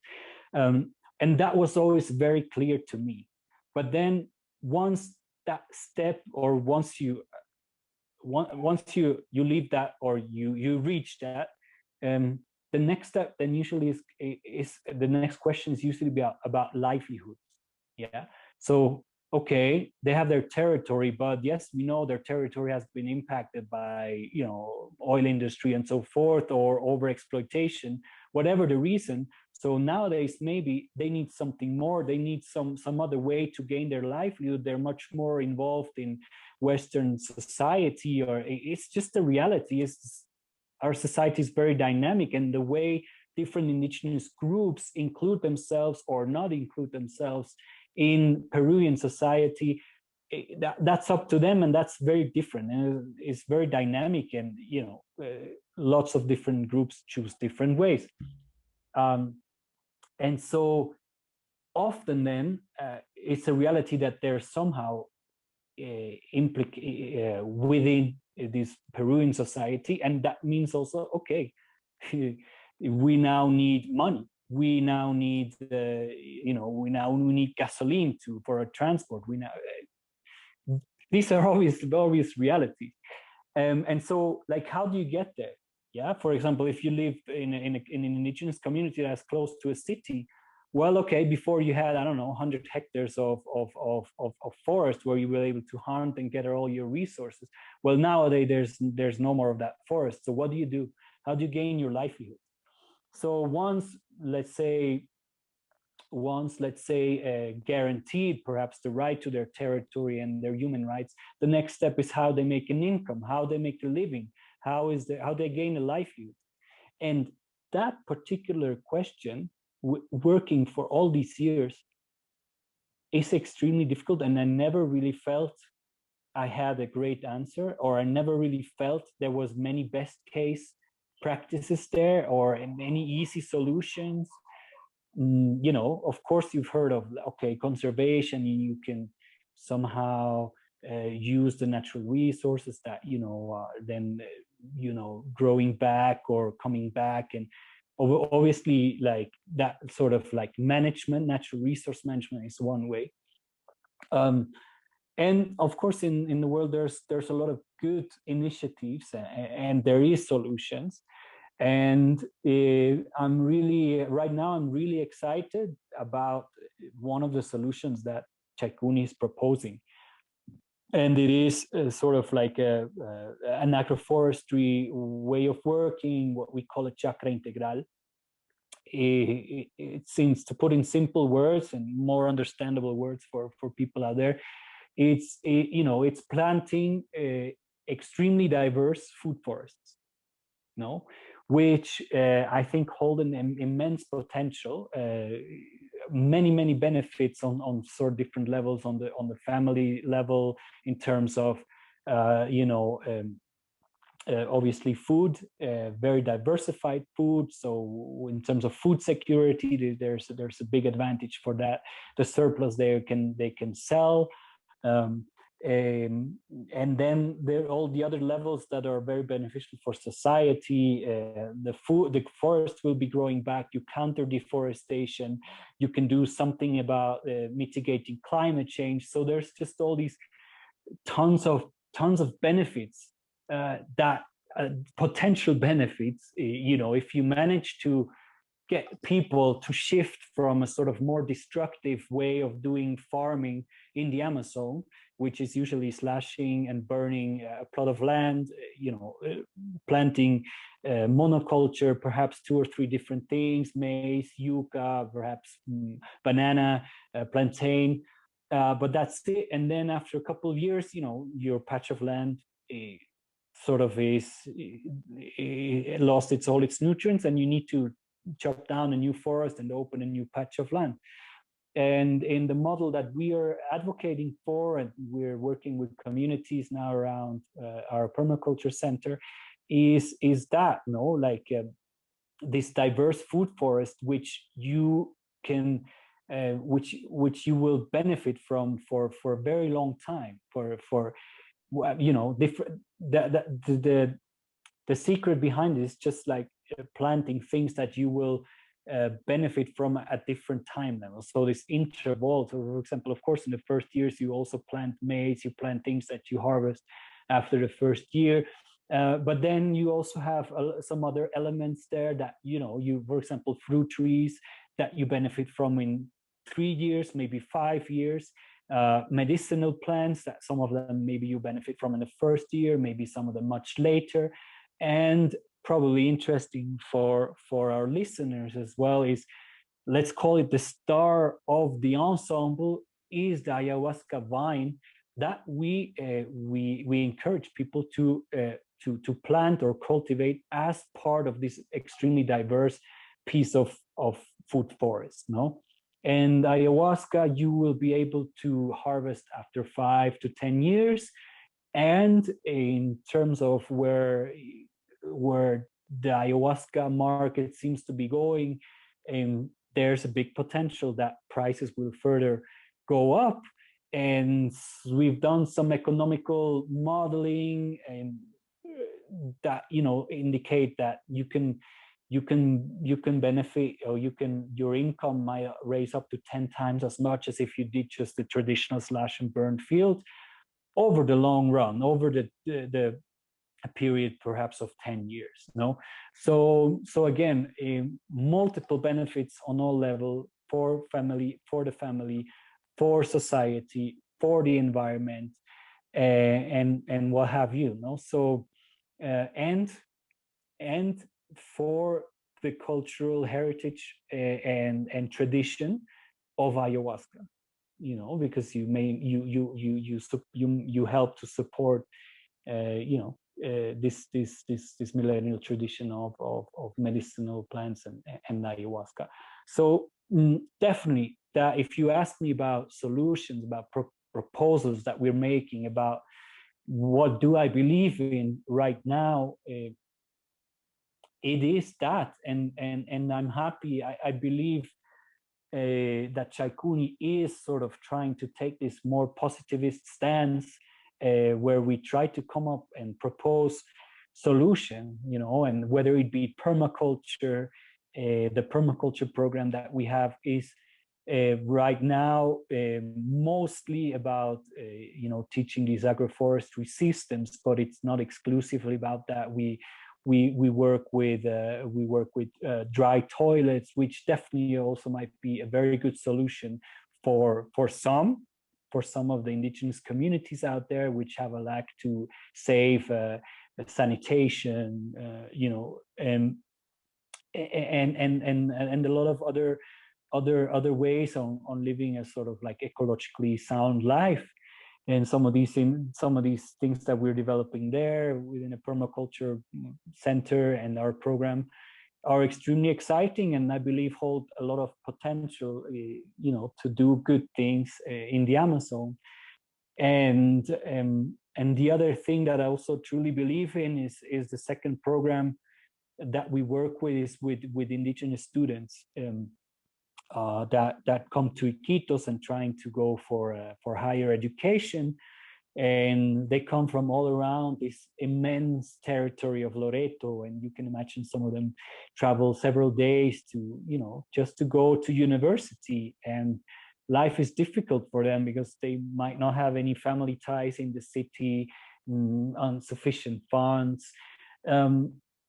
So we try to help out there in many ways, but the aspect that I really believe in is sort of this interculturality that we try to advocate for, which I don't know, the term can be obviously debated, but it's different from sort of just accepting a multicultural society and make sure that different cultural heritages are included into society. It goes much more beyond. It goes to a level where different cultures meet themselves on the same level. So it's not like dominant Peruvian mainstream culture is better than any of these indigenous cultures, and it's like trying to facilitate the dialogue on the same level, which in reality almost never happens. You might think it does, but it never does. And so we do also quite some work with these young indigenous students in terms of exploring their identity, speaking about it, and starting to perhaps making an exhibition about it, doing some photo project, a film project about it. And it's really, really inspiring. We've seen really inspiring results. We're speaking about individuals, and obviously you get to know these. Many of them have very powerful stories. They're extremely, let's say, agile and resistant, and really go through situations that are extremely difficult for them, but they make it. And yeah, we've certainly seen changes, from some of them pretty much negating that, they have this indigenous heritage, to, them wanting to wear a traditional costume and perform a traditional dance at some public event where they participate, no? And we just believe in that if you strengthen in some way your identity, you at the same time are able to open up to other identities or other cultural influence and so forth, and you find like a better and more centered way of making your way through these studies and through these universities, which have usually zero percentage of intercultural approaches, so it's tough for them, but we find it inspiring to see the development of many of them. Or I remember when I recently, because for about 2 years I was running the Intercultural Education Program, and when I recently started, I met this person, this girl from the Putumayo, Quechua girl from the Putumayo, who is the first Quechua girl to have finished a university degree. And she was very inspiring. She was very strong. She was doing her thing. And again, some people might think, okay, why do you have to include, indigenous culture into mainstream society? I look at it a bit different. I look at her as being extremely empowered of, any extremely empowered Quechua woman who managed to go through this and managed to find her ways in Peruvian society. But that doesn't mean quite contrary. Actually, she really strengthened her identity in the whole process, I believe. And if I'm not mistaken, in the end, she and her boyfriend, who actually also was studying, they ended up going back to a Quechua village in the very far remote, distant Putumayo region towards Colombia. No, so yes, these are some of the things we propose, some of the solutions we see, and some of the things we believe in, and some of the things that make that we still work at Chaikuni every day. That's great. Yeah. It's funny, I just checked the time and it was 3:33. So if Matthew's watching, he'll get a kick out of that. Obviously, it seems so complex. And one of the things that came to mind, I think it was maybe Ben from ICEERS who mentioned this idea of kind of when the Europeans first came, the indigenous people were too indigenous and they needed to be more European. And he was saying, now it's almost switched 180 degrees to where the indigenous people are too European and they need to be more indigenous. And it's kind of the same, almost really racism in a way, but just from another side that seems to be more progressive. What do you think is that balance? And obviously it's so complex. I mean, I was thinking, like we were speaking of the Matses, and traditionally they would tattoo these like jaguar whiskers on their face. And I know from speaking to some of them and speaking to people who've worked with them, often when they went into the city, they were discriminated against because they were seen as too indigenous and they weren't Peruvian enough. And yet at the same time, this image came to mind of when I first started working at the temple, and sometimes we would finish ceremony working with the Shipibo people. And at the end of ceremony, they would kind of proclaim in Spanish, they would say, "Viva Peru." And I was almost taken aback by it, by almost this proudness of being Peruvian, from a people who have suffered very, very systematic destruction at the hands of the Peruvian government. And so what do you think is that balance? And obviously, like, I think what you were describing with the working with these kids of bringing them to university really seems like an amazing way, because, it seems like if we go to any extreme, that's where problems begin to arise. If we focus too much on them being indigenous, as I think we've seen with many indigenous groups, eventually they just die out and then there's nothing left of them. And so, this idea of like empowering them to say, like, hey, like, as you said in the beginning, most of this change has happened within. So how do you empower them to become a lawyer, to be able to know the system, to stand up for their rights, to empower them in that way, and yet at the same time maintain their identity? Because on the same token, I was thinking of some of the healers we work with, and often when they're working, especially the women, they seem very kind of proud and comfortable in their traditional clothes. And yet when they go in the city, they switch to Western clothes. And I would imagine there's a kind of a balance in that too. Like, to some degree, it's because they feel they fit in more and they don't stand out so much. But also to a degree is because they like those clothes. They feel good. They feel comfortable wearing jeans and a shirt and a baseball hat. So I know this is a big question, but where do you see is that balance of like maintaining and honoring these traditions and yet not keeping them in a state that's so traditional that they don't change? Because we know, I mean, that's one of the fundamental laws of the universe is when things don't change, it's a state of entropy, and eventually they die off. So the only way we evolve, the only way we keep flowing with life and nature is to be in a state of change. So where do you see that balance between honoring and holding on to these things, and yet at the same time changing with how things are? Yeah, another example that comes to mind in the work I'm doing is obviously a huge part of the work that I'm doing that you're also associated with is, as you mentioned, working with ayahuasca, which is this indigenous wisdom, which is amazing. I mean, as you probably seen, many people who come down, they have life transforming experiences, things that they weren't Mhm. able to get through working with Western medicine. And that's phenomenal.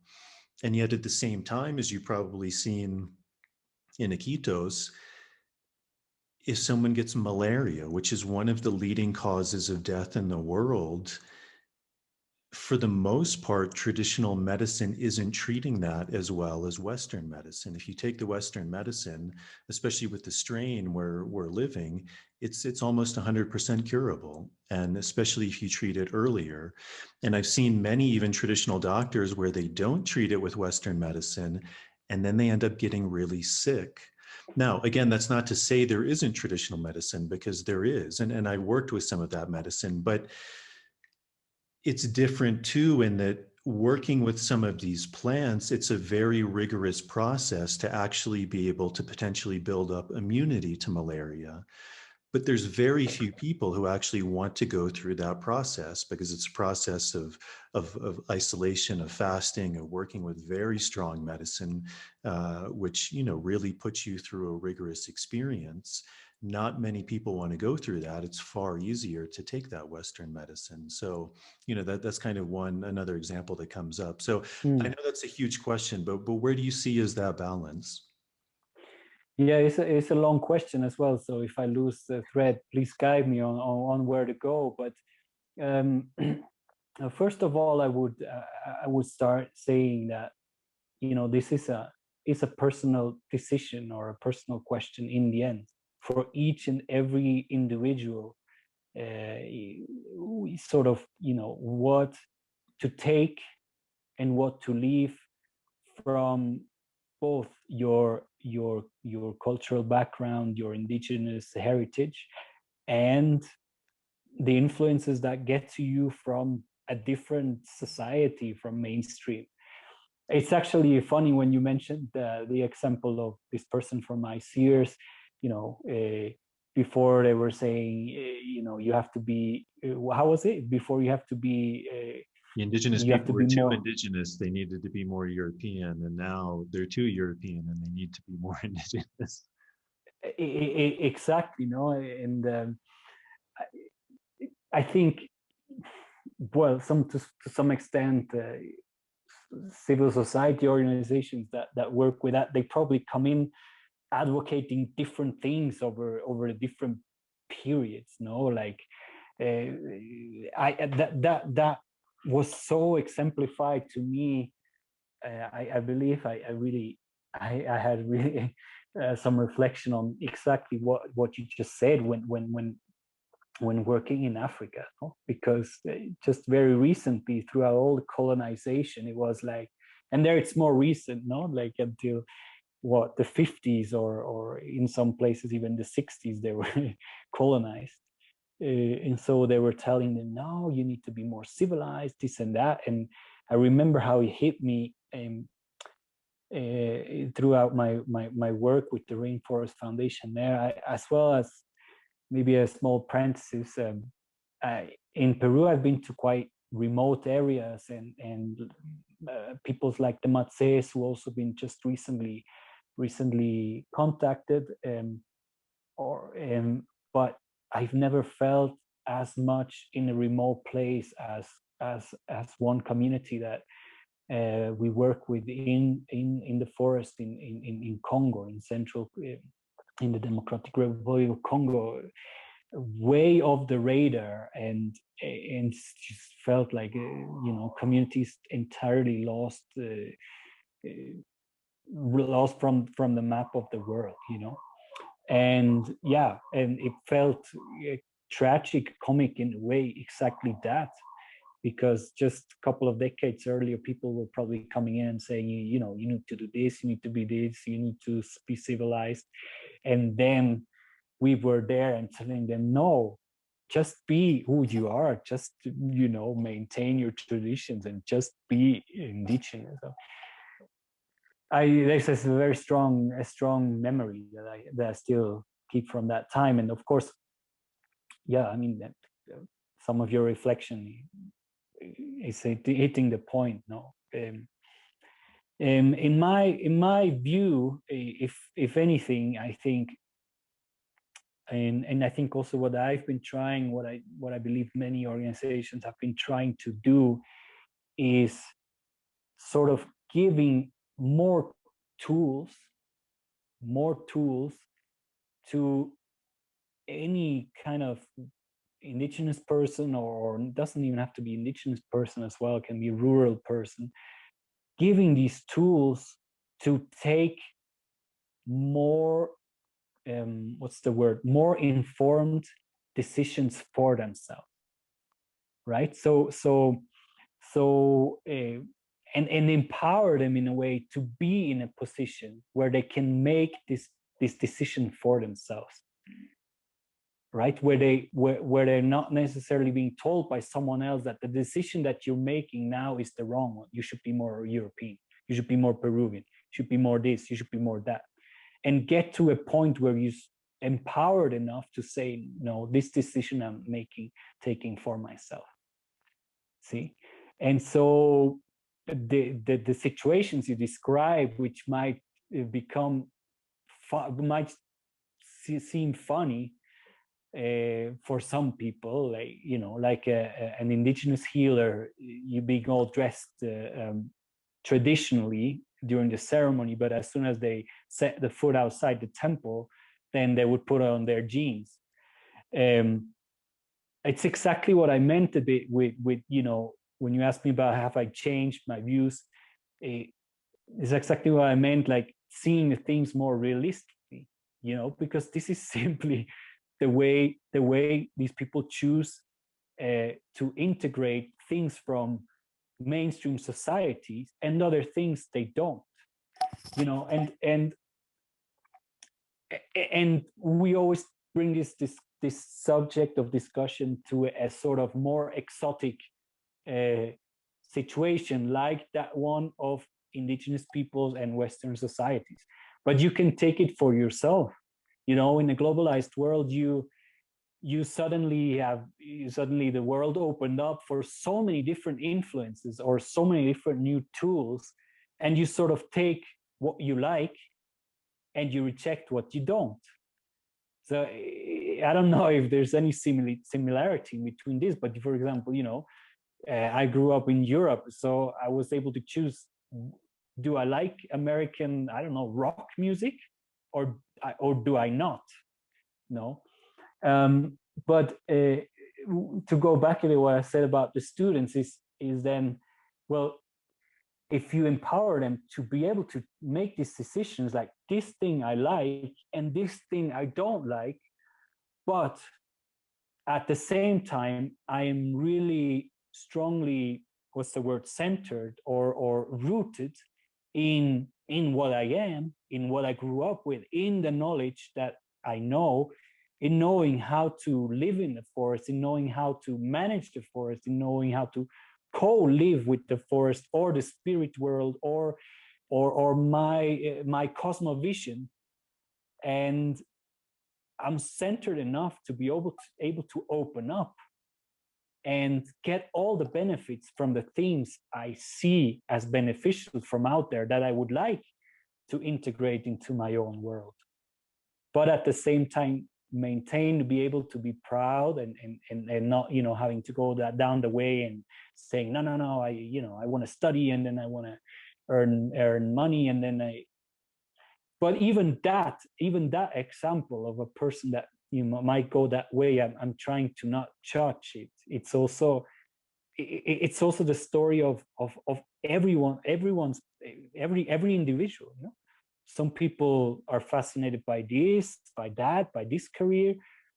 And so I think, again, to maybe sum up, you know, like what we're really trying to do is sort of provide them with the tools or add a little grain of sand in this empowerment process that, you know, we hope to reach or to offer them, or to offer to indigenous peoples, and so they in the end can choose themselves. No, I'm not sure if I kind of sort of, I think it was just also much more of a reflection than any kind of answer. But I know you and I will keep having these inner reflections about this situation that seems to be so complex, on finding yourself, with a millennial cultural heritage or cultural tradition, but Western society slowly creeping in on you, taking over.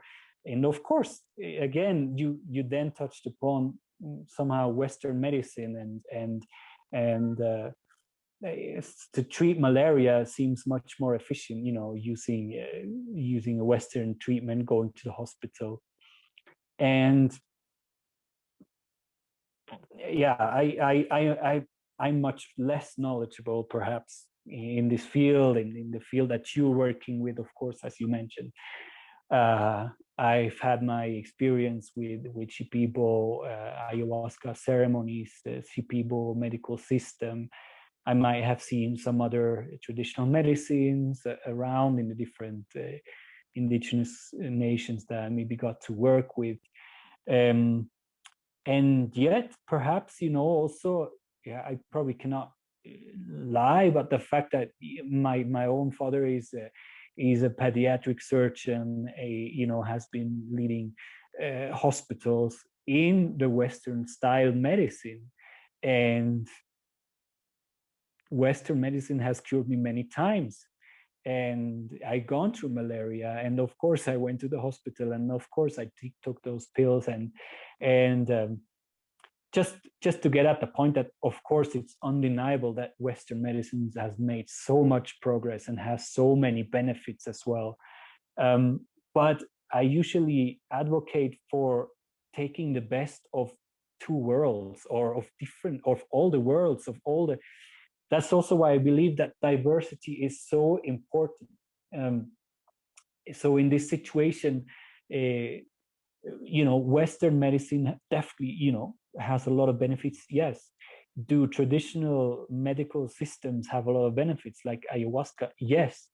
And so why sort of shut any of those two out? Why choosing from any of them and say, anyone, this is better? Like, when we have all this wealth of different approaches to healing something that we can choose from, it's like, wow, we're gifted, or we're in this fortunate situation where we have all these different approaches to solving a problem, and you can actually choose from. The problem is when you start to negate, or when you start to kind of say one of them doesn't work, and when some of these systems start to be lost. And that's a very general point. Some people might ask you, why do you sort of advocate for or why is it horrible that some indigenous group or indigenous people is dying out, or what's the matter with some, that it's happening in Brazil. I think I just seen a documentary, or the advertising of a documentary of the last Chuma person having died out. So an entire culture has died out. And so people might ask you, what's the problem with that? That's just the way things go. And yes, in some ways, the way things goes, but it's the problem with that is that we lose knowledge that we know can be extremely helpful to solve some issues or some problems. And so that's why diversity is so important. And in particularly, of course, like the Shipibo medical system has so much to contribute to the world, and perhaps, as again, I consider myself a total beginner in terms of ayahuasca, the medical system, Shipibo medicine, but that's why it's so important as well. I think one of the main things that we should consider from there is sort of this looking at human health in a holistic way, and not just the symptoms. It's a very common thing to say, probably, but looking at the psychological state of mind, looking at physical state of mind, looking at the spiritual side of the aspect. And as far as I've been able to get to know a bit about Shipibo healing system, I think that's a very, very, very, very important aspect for, you know, for everyone to really recognize. And I think recognizing is the first step really to being able to open up as well, and being able to allow this cross-pollination. It's a fancy word that we use several times, but being able to allow a cross-pollination between different knowledge systems. And I cannot understand how someone would say, okay, we go with our own knowledge system and then we get the best results. No, it's like, if you have so many different opinions and so many different knowledge systems, well, let's try to find the best of both of them, and then get really the best out of it. No, so that's going a bit back to why I believe it's really important to work for the conservation. Conservation sounds, it's a horrible term in this way, because as we said, these knowledge systems are not static, they develop. And so we don't want to conserve something that, you know, just because it's old or just because it's been there, but sort of, you know, help to the survival of all these important knowledge systems that are around.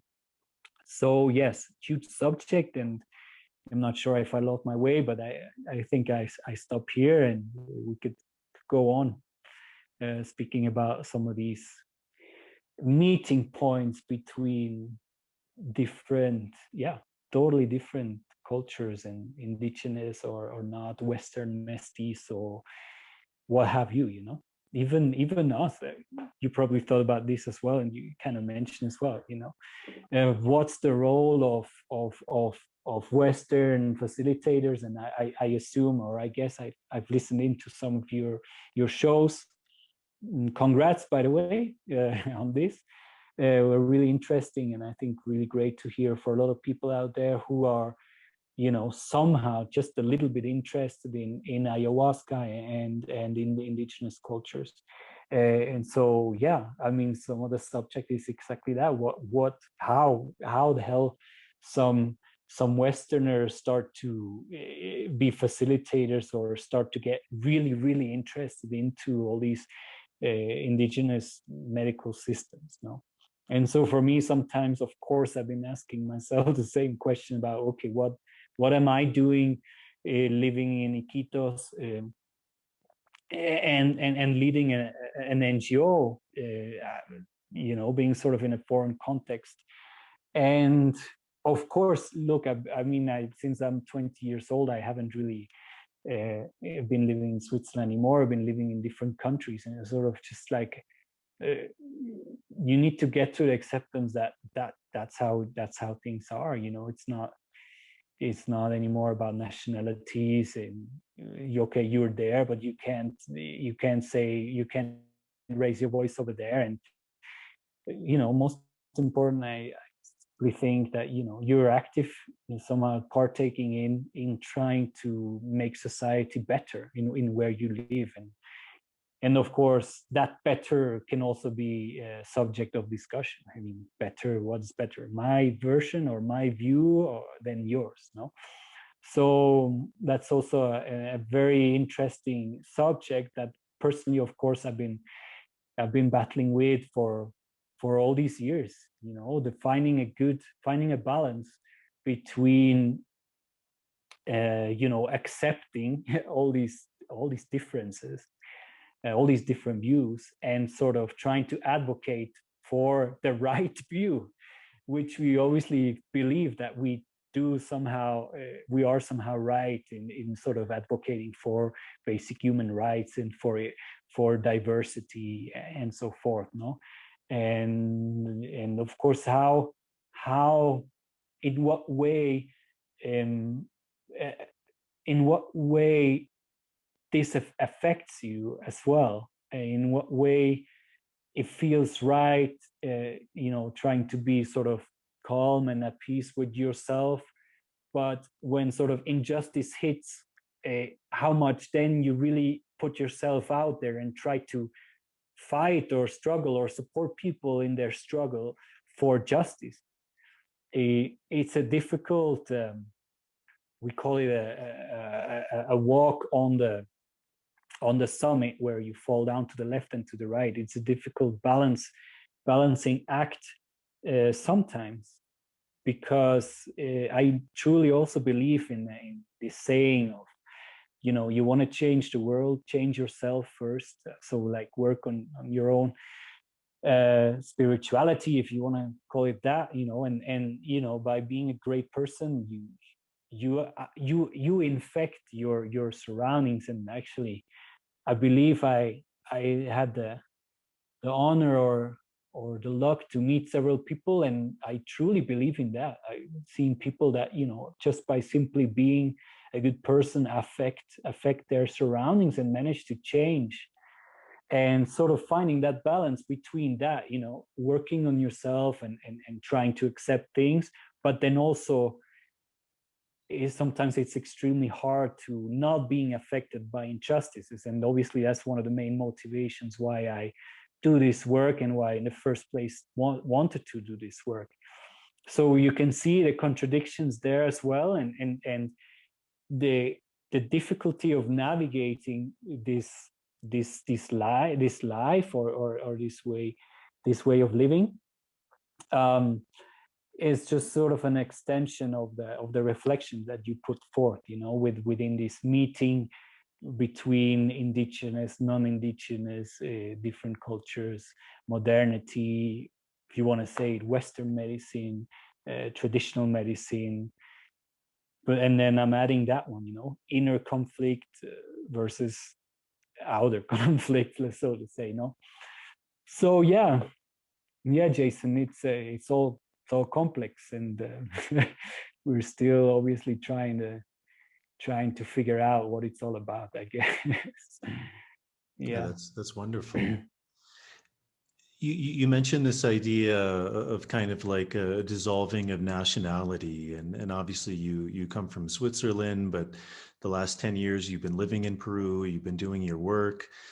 Now you're married to a Peruvian woman, you have children. Has that changed you? Is there, being a father, I would imagine there's some sense now of you have roots of this is like your life now. Does that give you more kind of passion or purpose, having a family, having children, being really a part of the wider community now that you're working with as well?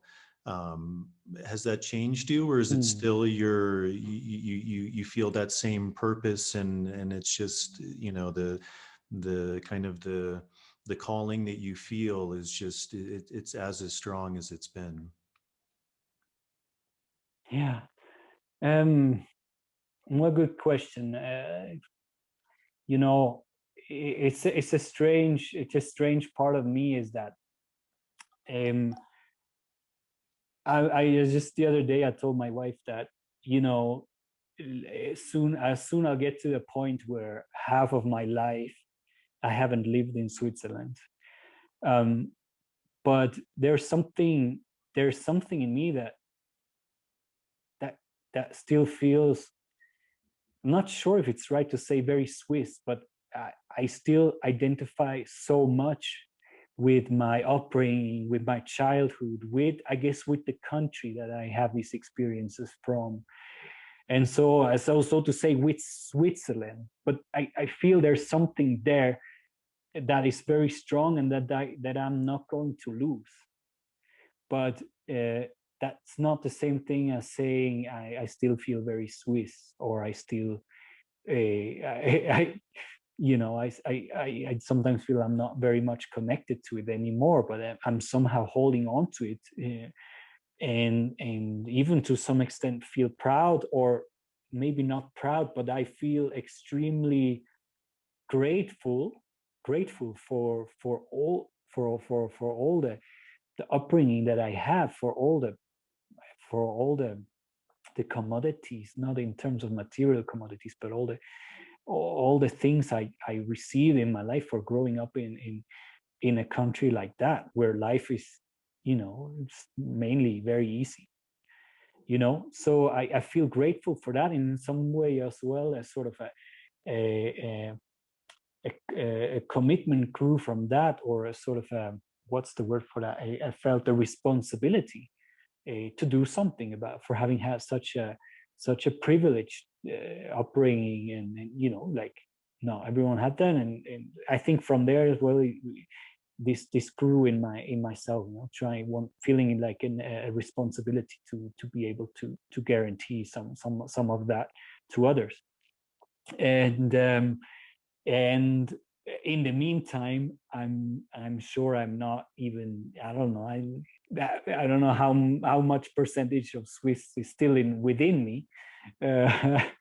But at the same time, it's funny when my wife asks me or tells me you should get Peruvian nationality. I sense a resistance to that. No, despite the fact that I've been living here for so much time, and obviously my two kids, my two boys are Peruvian, Swiss Peruvian. But I also put a lot of emphasis in that they're Swiss Peruvian or Peruvian Swiss, and I feel it's somehow important as well for them to learn my language. I'm making a rather difficult effort to have them learning my language in a sort of a context where I don't really speak Swiss at all,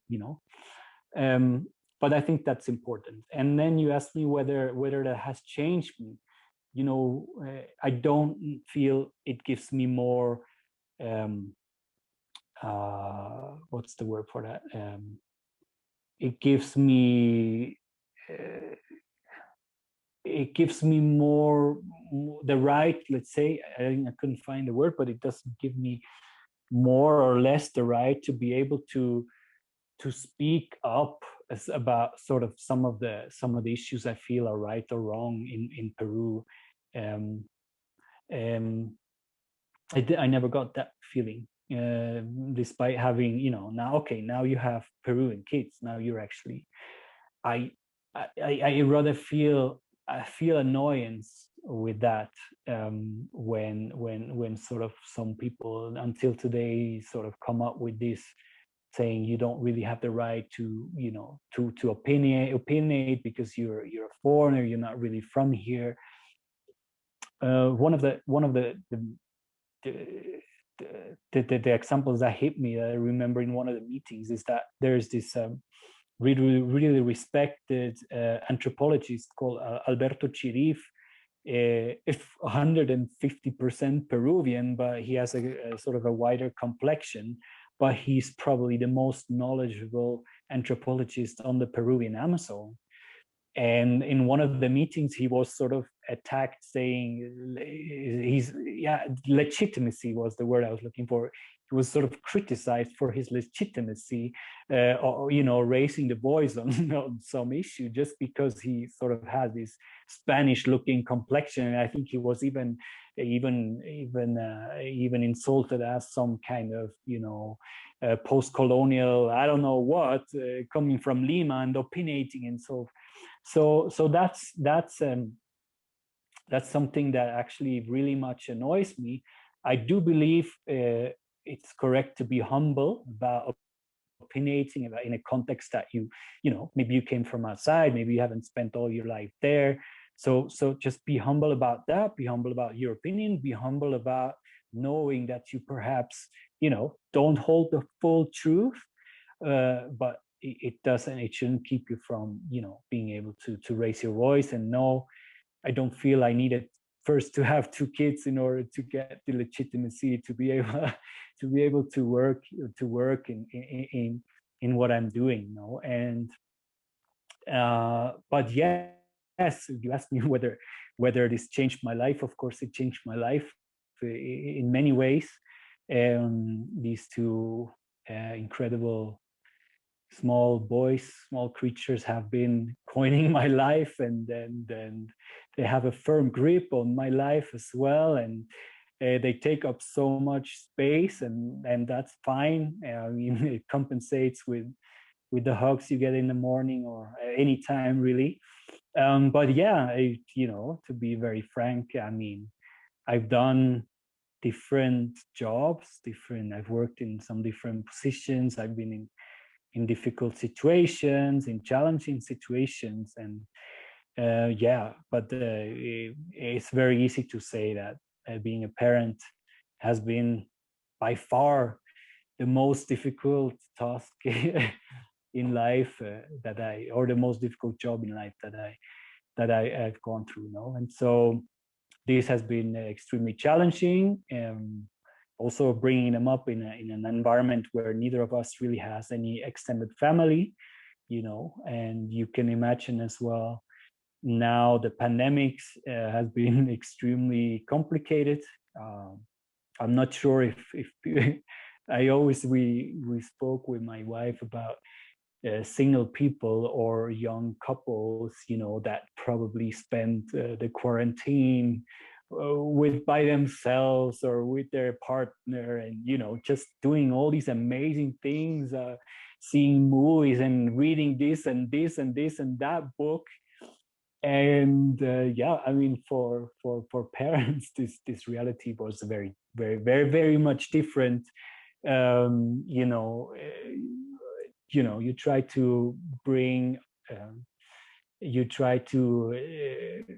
bring both the job and practical things like going for grocery shopping, health questions, and at the same being a parent. And in these times they even required you to assist them in being their teacher as well, and teaching them the school subjects. So I think we were multitasking on several different levels throughout this period, and somehow it continues.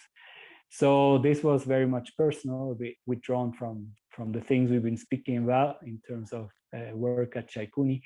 But yeah, I mean, yeah, it's a ride. It's a new chapter. It's extremely challenging, frustrating, but magical and amazing at the same time, no? Yeah. You mentioned a little bit about plant medicine. Do you feel that's had an impact in your life? I know you haven't worked with it a lot, but the times you've worked with ayahuasca, do you feel like that's been a part of your journey, or it's still something that you feel is very kind of a different world, and maybe you'll explore it one day, or who knows?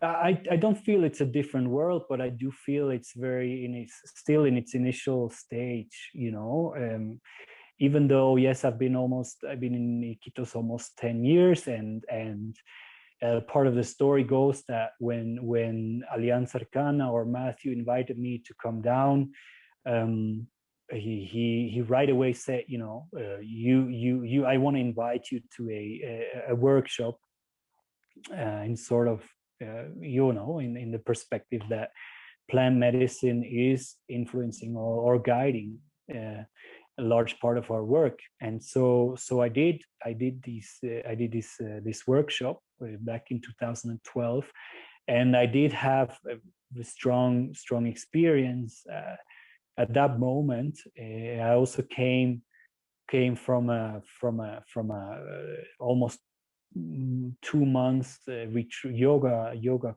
retreat, and then so it was very helpful at that moment, and sort of where I was kind of soul searching in a way as well, in that part of my life right there. And so I did have some deep experiences, I believe, but I believe it to be different from what I hear from other people in terms of vision. I think you and I spoke about this, and I always really much appreciated speaking to you about it as well. And I assume that's the great work you're doing as well with the visitors to the temple as a facilitator. And it's been very helpful for me as well to speak to you or other facilitators or people, obviously, that became friends, to speak to you guys about this.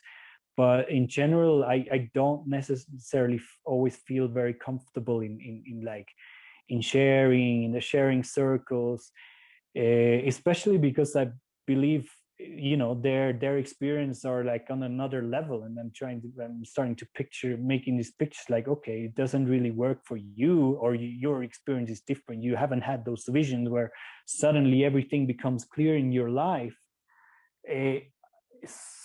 So I'm usually not very fond of sharing too much on my experiences, rather than in a one-to-one context, you know, and again, like the readings or interpretations from people like you do help to put this in context. And I believe after that, after that workshop, I never went back to another workshop, but I went many times, trying to, you know, to those community ceremonies, and I continue to be extremely interested in opening up and learning more of this world, you know, and it's been on my list, and I would love to go back and do some more work. You mentioned diets, for example. A diet is something I've never done. It's something I dearly would like to do very soon. Of course, as well, bringing it back to the subject of family and children, this has become more difficult in a context where I, you know, where I have to I have some other responsibilities, but I definitely would like to explore more of it. So I feel like I'm very much in initial stage, and you know, I do hope to get some more possibilities to work with these wisdom keepers, or these really wise onayabos or curanderos, and to learn a bit more about that.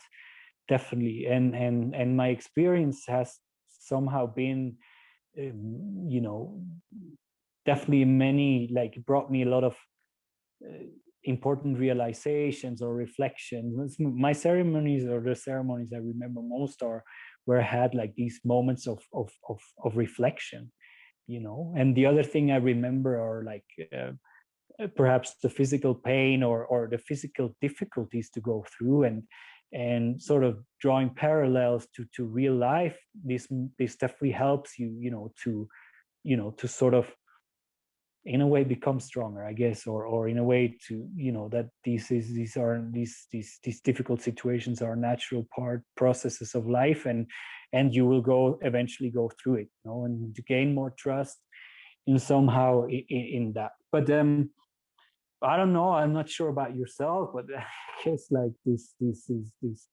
strengthening your own, yes, again, spirituality, sometimes I don't like it too much, but strengthening your own personality, becoming secure of yourself, I believe is like probably a lifelong project, no? And you go up and down, and you have different periods, and you find yourself in different contexts where maybe you do better than others.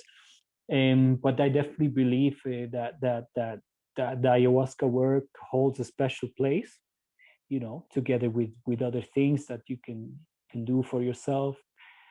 And so it's definitely something I would very much like to explore a bit more in depth. And obviously also becomes, it becomes more special, perhaps, in a sense of by, you know, by over time getting to know well, better the culture, the people behind it. We also do some work with with some Shipibo federations in the Ucayali region, you know, and sort of slowly but surely, you know, getting acquainted in this world as well makes it special in a way, you know. And I think this is something you might had in mind to get into it, but I would really also like to touch upon that. And it's also something we as Chaikuni and as Temple, we are discussing in other arenas or in other spaces. I definitely feel that it's so important to recognize this huge knowledge system behind the medicine, no? Behind ayahuasca, and I've learned over these last couple of days that it's becoming ever more popular in the West, in psychedelic medicine and sort of, but Western based sort of kind of, even I heard even there's some intentions to put ayahuasca in a pill or something in that direction, and that doesn't feel right. And I think it's impossible to separate the benefits that you can get from ayahuasca or other psychedelic treatments. It's impossible to benefit it from its root, from its knowledge system that's behind, whether it's ayahuasca or other plant medicines like peyote. They always come from millennial traditions, and if you separate that, I feel like you totally alienate it from its source, and that I'm a bit worried about, to say the least, and I really would encourage people to not do. And in terms of, I understand not everyone has the possibility to maybe travel to Peru, and so I wouldn't say okay, they shouldn't benefit from ayahuasca in that sense by maybe having a ceremony in the West. But I definitely do believe that it's really important that people try at least to sort of investigate a little bit into what, when people are interested in drinking ayahuasca, to make a small effort at least to investigate where does this come from, and not separate it from, like I said, from its cultural history or knowledge system that behind it. And a very personal experience that I remember like it was yesterday was during that workshop at the Temple of the Way of Light in 2012.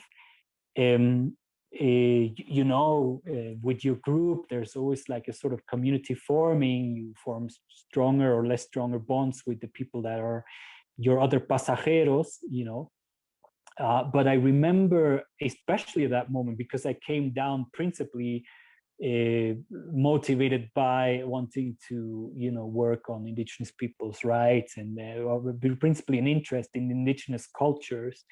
And I remember the frustration of I don't know, maybe 70-80% of the groups, of 78 or 80% of the group not even being remotely seemed to be remotely interested in anything beyond the effect that ayahuasca has on you, left alone sort of where it comes from, what are the Shipibo, why, and expanding on that, what are the problems nowadays with the Amazon and so forth. So these things are to me extremely connected, and I would very much advocate for them to be part of this whole healing maybe that you're looking for when getting interested in ayahuasca. Mm-hmm. Well, one thing you mentioned in the beginning, and it was just kind of my reflection. I could be completely wrong, but you mentioned this idea of something you found really useful in the work you're doing now is, kind of instead of always focusing on the negative and calling out all the bad things, like moving towards this solution oriented view of actually even noticing the words that we use and how those are either divisive or they unify. And, with the caveat that I think you express really beautifully, which is, sometimes you just have to be really honest. And if something is bad, you have to call it bad. But in general, there's, you use this word onda for Iquitos, and kind of in a similar way, like the work we're doing, what is the onda behind it? What's the energy behind it? And there's an energy that divides and there's an energy that unites. And I don't know if that came from plant medicine, but certainly for me, that's I think one of the key aspects of what plant medicine is pointing towards, and I think that's actually deeply rooted in these indigenous traditions that work with medicine. I mean, even in that process of dieting, there's this very, I think, concerted effort of being very mindful of our thoughts, of our words, because when we have thoughts that divide, negative thoughts, when we use words that harm, they would say that actually affects our diet, and by affecting our diet, it affects us. And especially when we have medicine, those things become even more magnified. And so I think in all of these positions, like the more we go into it, the more we actually have to be careful with those things, with our words, with our energy, with our mission in a way. Mm.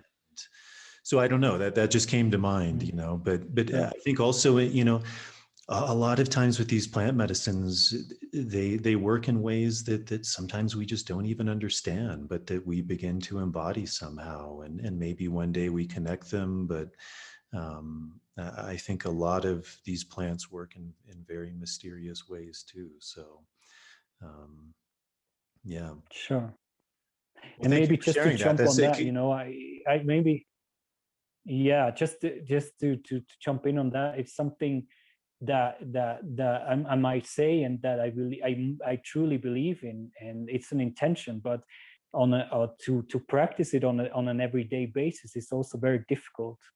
But we have set ourselves the intention for Chaikuni to use more positive language, you know. But as I try to point out, if you're confronted with horrific human rights breaches or injustice, it's sometimes really difficult to maintain that language. But the intention is there, and it also, in my experience, you know, it does something to you as well, like you just explained. Like, you know, you have a positive mind or a positive language, and it somehow changes your life to being much more positive. And to expand on that, even I believe what we call successful people or happy people, or whatever you want to call them, they are positive people. So positivity brings you there.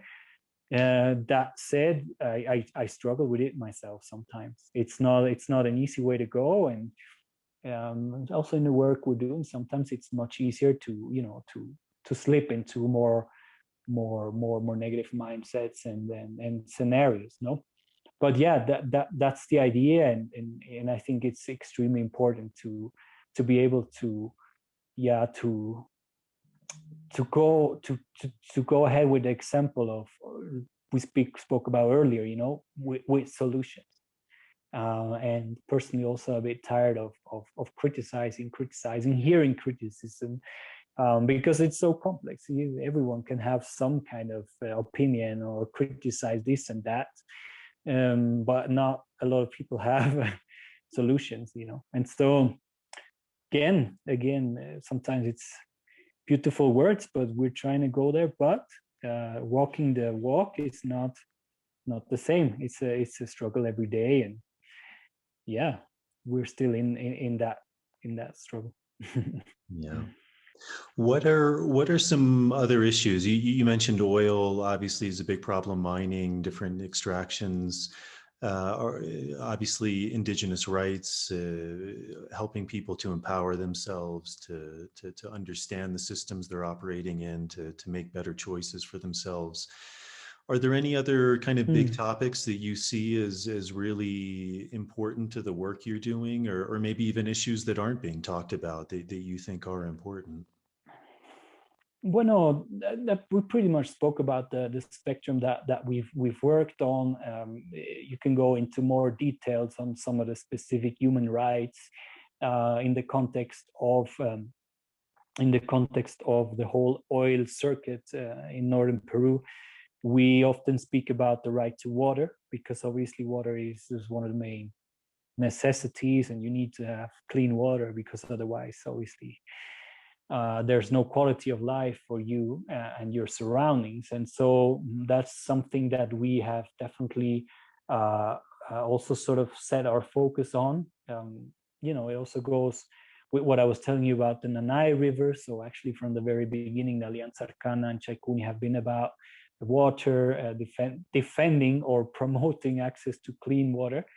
So again, do you defend or do you promote? You can choose the word. And so that's something we wanted to intensify our work in over the next years.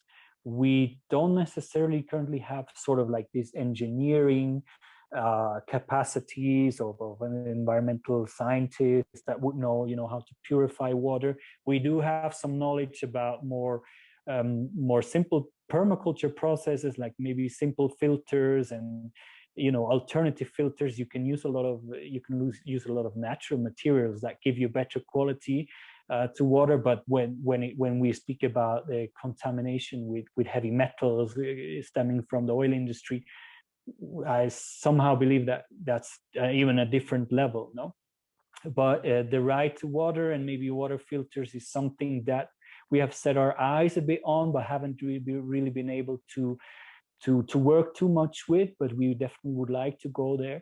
And the other central issue that we have been working for many years, and you also remember Sarah, who was the director of the Chaikuni Institute before me, and Sophie also started really focusing on female leadership, women's rights, and recognizing their role and recognizing their crucial role in all of this. So with that, not necessarily going into perhaps a gender debate. It's definitely been touched upon, but looking a bit at that, looking a bit at the super important role that women defenders or women activists or women advocates really do, and the difficulties that they live in, and the sacrifice that they bring to defend their communities, to defend their families, to defend forests, waters. Is something we have been doing for many years now, no? And then it's becoming a bit more, let's say, people open their eyes a bit more. I've also seen other organizations increasingly putting a focus on that and affronting female voices in all of this, no? And it's something we like I said, we've been working for several years, and we definitely would like to get more into in the future, in the near future. Chaikuni has been working over the last 2 years with an all-female Kukama association in the lower Marañón River, and we have a really good feeling about the work that they're doing, about the el compromiso, about how these female leaders are really genuinely looking out for the communities. And we would very much be interested and hopefully manage to get a project, and we're working on that, to intensify our work with them, and principally perhaps working on, let's say, access to safe drinking water, but also the agroforestry work that I spoke about earlier, to be able to work with them on that. And usually when we start the agroforestry work, we want to start it with sort of exploring their ancestral knowledges in that field. You can call it like rainforest farming or indigenous chakras or whatever you want to call it. And usually there's quite a lot of knowledge there, but it's not being practiced anymore. And it's what we spoke about earlier, it's a bit looked upon as sort of like, well, that's old, that's backwards, so why don't you produce for the market? And so we usually want to start a sort of like this work with a sort of a diálogo de saberes, a dialogue on knowledge and wisdom, and sort of starting to dig a bit, in their cultural and knowledge systems. And like I said, we would very much like to expand this work. And we spoke about positivity. Seriously, I over the last couple of months, maybe 1.5 years, and when people got to know our approach to the chakras integrales, to agroforestry, people really resonate with it, and think we're doing something right, and this is definitely one of the solutions. And we get a lot of good, great, exciting feedback from people. And I believe also we are slowly but surely connecting, with organizations or foundations that can make significant contribution to support us in doing that. And we're developing on the ground. The hard work really there is not necessarily having the idea or having the theory and this is going to work. The hard work is working with communities, is on the grassroots, is being able to persuade a family to shift from something that has worked for them to something that's entirely new. They don't really know, is this going to work? The other thing has worked for them, even though it just gave them enough to live, nothing more, but it has kind of worked. And so this is really tedious, let's say, call it tedious groundwork, to get people to believe in the same thing that you believe can work. And slowly but surely, this is a long process, but slowly but surely turning those unsustainable agricultural practices into something that's actually regenerative and creating abundance. And so we are in that. And again, we've been connecting with, let's call them some more powerful actors over the last year. They've been approaching us, and we're doing the hard work behind that to get these projects or this field work upscaled and expanded and make a bigger impact with and bring the solution to more communities and to more individuals to do what we usually have a slogan. We say, we work hard to regenerate the Amazon. It's thinking big and starting small, and there's nothing wrong with thinking big. And I definitely and truly believe, and that's what we spoke about today, like over the course of my 10 plus professional career, this is one of the things I really, really, really believe in. And so the potential is great, and we simply hope to intensify this and expand. And Chaikuni as a team, we're also, I would consider ourselves as a small to medium-sized local NGO, and I see the possibilities as pretty much unlimited in a way. Again, if you manage to do all the groundwork, the hard work that I didn't speak to you today, that's not as sexy or as fancy as it sounds, with the agroforestry and the abundance and regenerating the Amazon. But the hard work is, being able to find the right people, and particularly in a context like Iquitos, it's not that easy to find local know-how, but we are looking for those cracks. We are looking for those super motivated people who really want to make a difference, and with a rather comparatively small budget until today. But again, if you're willing to think big, I think the limits are extremely few for all the positive impacts and solutions we can work with and slowly but surely bring and diffuse in our region and maybe beyond as well. So that part is extremely exciting, and some of the motivation why we're in it, why we're doing what we do. Yeah. If someone is listening to this and they feel called to help in some way, what are ways that you think they can do that? Because like a lot of things, it seems like there's a lot of conflicting theories about that. And a lot of those theories also seem to come from people who are very far removed from actually being on the ground and doing the work. So, some people may say support Amazonian products with your capital, with your money. Some people would say that's exploitative, or coming down and working with indigenous people with medicine, and then other people would say, well, that's corrupting them. Is it through, you know, working with an NGO like Chaikuni, through capital, through giving money, through choices, you know, even Amazon conservation? Or are there ways that you found that people, because probably most of the people listening to this are living outside of that area. You know, most of the audience is from the US or Europe, Australia. What do you think are impactful ways that people as an individual can help to support in some of these ideas you're talking about?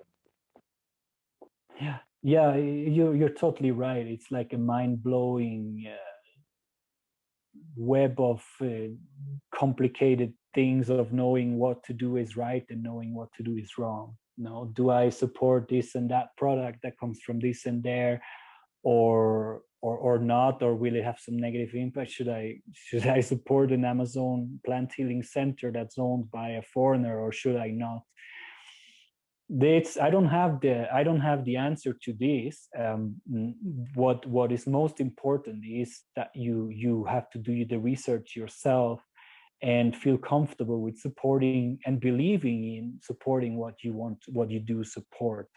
You know, unfortunately, look, of course I can, you know, anyone that really wants to donate money to something and doesn't know where to donate, okay, call me up and I will give you a few options that I really truly believe in, because I, like you say, you know, I work in this field and I've seen things that I think work and others that I don't think that work. No, but if you don't want to do that investigative work for yourself, then yeah, you know, get in touch, ask us, and we will recommend you things like the Sacred Headwaters Initiative.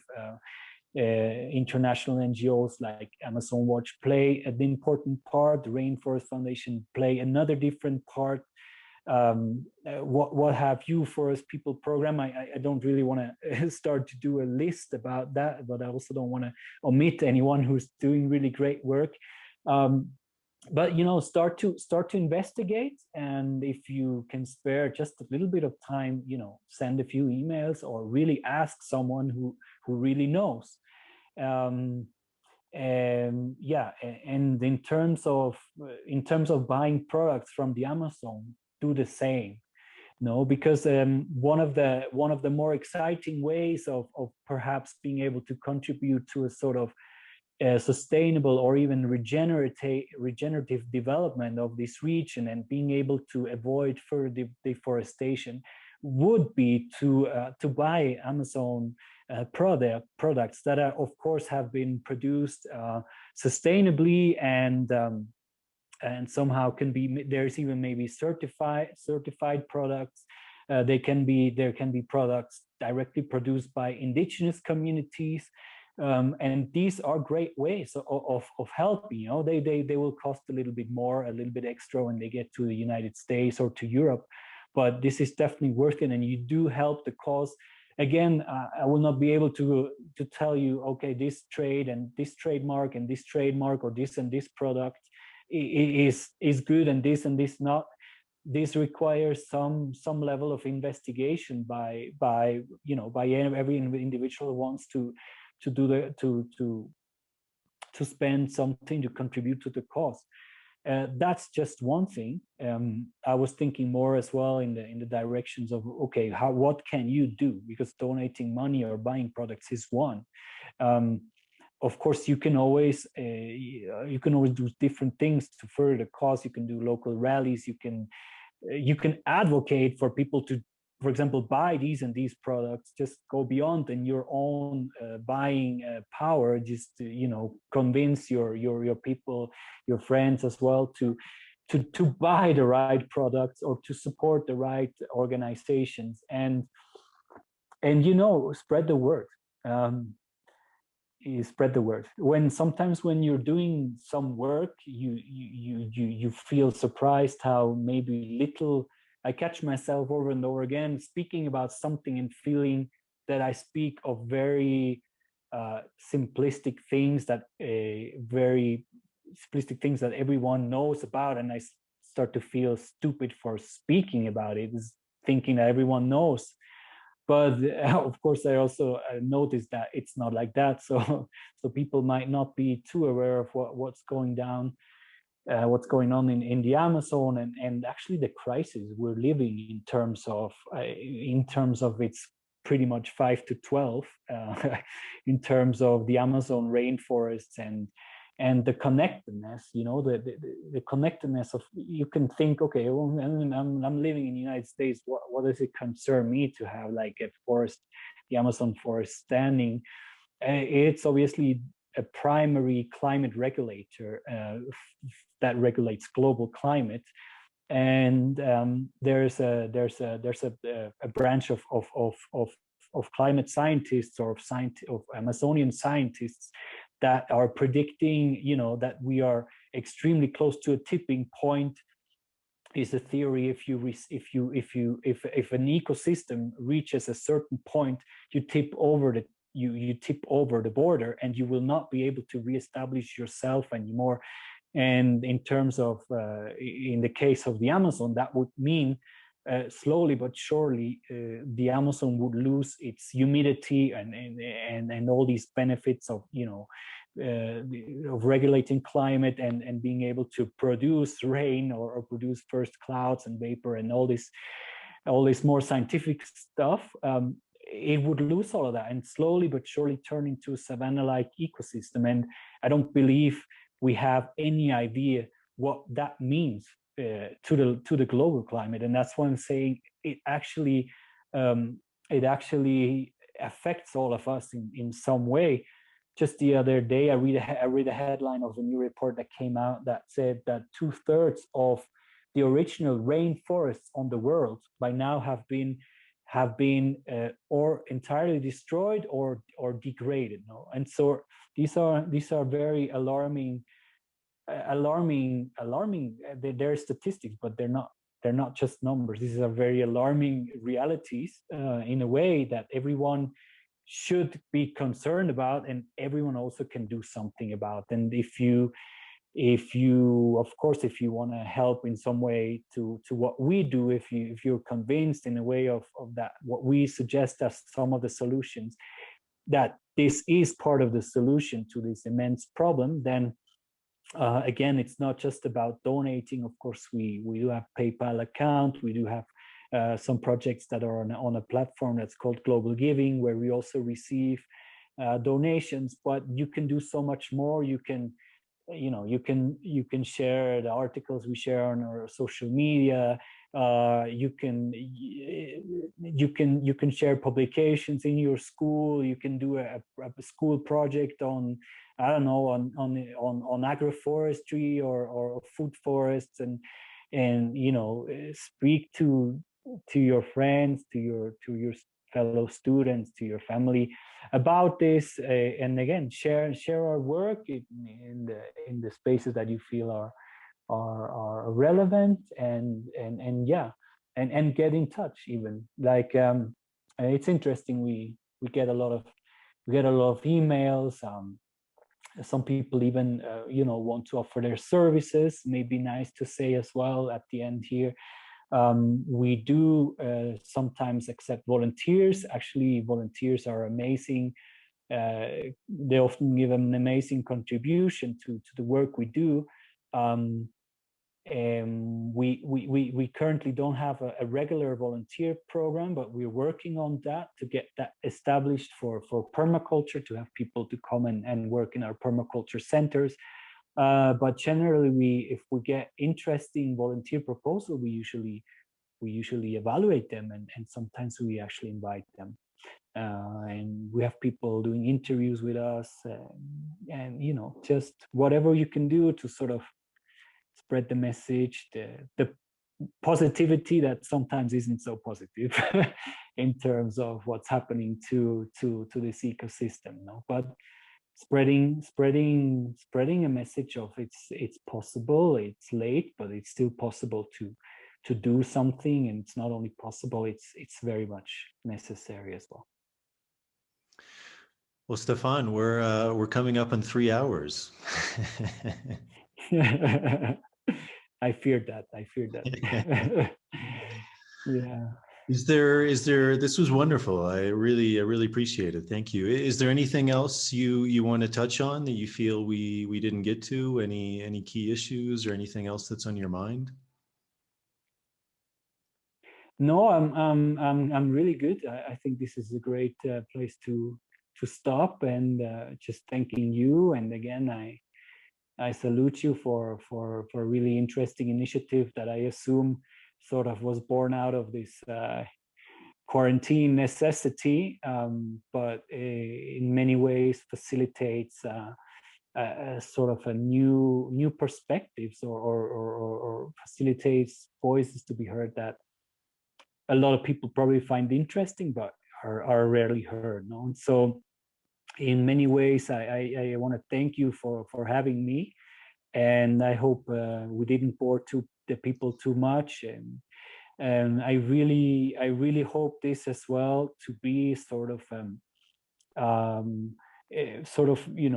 explaining a bit what Chaikuni is doing, and I really hope I got a few people interested as well to visit our webpage, which is simply www.chaikuni.org, and check out our social media as well, which is also easily found as Chaikuni, and just be part of this, and do what you can in the situation that you are in. Of course, not everyone will travel down to Iquitos and start to work there, but there's so many things we can and we have to do, to prevent catastrophe. To put it in a very pessimistic way, but I don't wanna end like that. Again, thanks so much, and I don't have anything to add on. And people, I really invite people to get in touch with us if they would like to do so, and would like to have some further information, any specifics. We do have reports and materials on our webpage. So just to finish up, just an invitation really to join us and be part of this, and yeah, hoping that everyone is doing well as well in these challenging times. But I think I leave it there, and thanks again, Jason. Really great to see you, and I hope I see you in person pretty soon again. So yeah, thanks Yeah, a man, lot. well, I really appreciate it, and thank you for your time. And those links we'll put in the show notes, and I hope it reaches a good number of people. The show is definitely growing slowly but steadily, and yeah, man, I think it's amazing the work you're doing, Chaikuni. I know it's a tall feat to kind of go out every day and look at the problems that you're facing, but I think you're doing an amazing job, and I have a lot of respect for you. And thank you, man. Thank you for doing what you're doing and coming on and sharing. And there's a bunch more questions I could ask you. So hopefully, You can when do a things follow-up. kind of come back to normal, we meet again. We do a live show in the jungle, and we can do part 2. Great. Thank you so much, Jason, and take care and be in touch, and see you soon. Yeah, great, brother. Thank you. All right, everybody, that's it. I hope you enjoyed that conversation. This was actually one of my favorite episodes, I think, speaking to Stefan. I knew we'd have a lot of things to talk about, and he's done really amazing work. He's been working for a long time, and I think he brings a really unique and interesting perspective to a lot of the issues going on. And I think it's really important, again, like all of my guests, but to really hear from people who are doing this work day in and day out, because they have, I think, a deep understanding of a lot of the issues and a lot of the nuances, and how he was saying, none of these things are truly black and white. They're very complex issues. So I really enjoyed that conversation. I hope you all enjoyed it. And I'm not sure about, I think, the order of my following guests. I think Roman is going to come on. He is the founder and the director of Paititi Institute. Actually, the next episode is going to be with my friend Martina. She's been doing this work for a long time. She's worked at the Plant Medicine Center Niue Rao, who I interviewed Joe Tafour. She's worked with him and with them for a long time. She's a really fascinating woman, really, really beautiful story. So that'll be the next episode. Then I think Roman. And after that, I'm not sure. But as always, I have some interesting guests coming on. So thank you guys for the support. If you're able to help support the show via Patreon, that's deeply appreciated. Gives you access to a lot of really nice things. And in giving, you also receive things back, things like early access to shows, Q&As, bonus material, things like that. So if you're able to do that, thank you very much. To all of the Patreon supporters, thank you very much. I really appreciate it. There's also the option of donating directly via PayPal. I'll put a link to that also in the show notes. And then if you're not able to do that, going on the YouTube page, subscribing to the show, turning on the notification bell, and liking the videos. Also, feel free to leave any comments. That can also help me with new ideas for the show, or just conversing with how you feel. If you feel like you got anything from the episodes, that's always appreciated too. And then with the audio version going on Apple Podcasts, again, subscribing to the show and leaving a starred rating and a review. All of that really helps with the algorithms and getting this show out to a bigger and broader audience. So thank you guys for the support. I hope you enjoyed it, and I will see you on the next episode.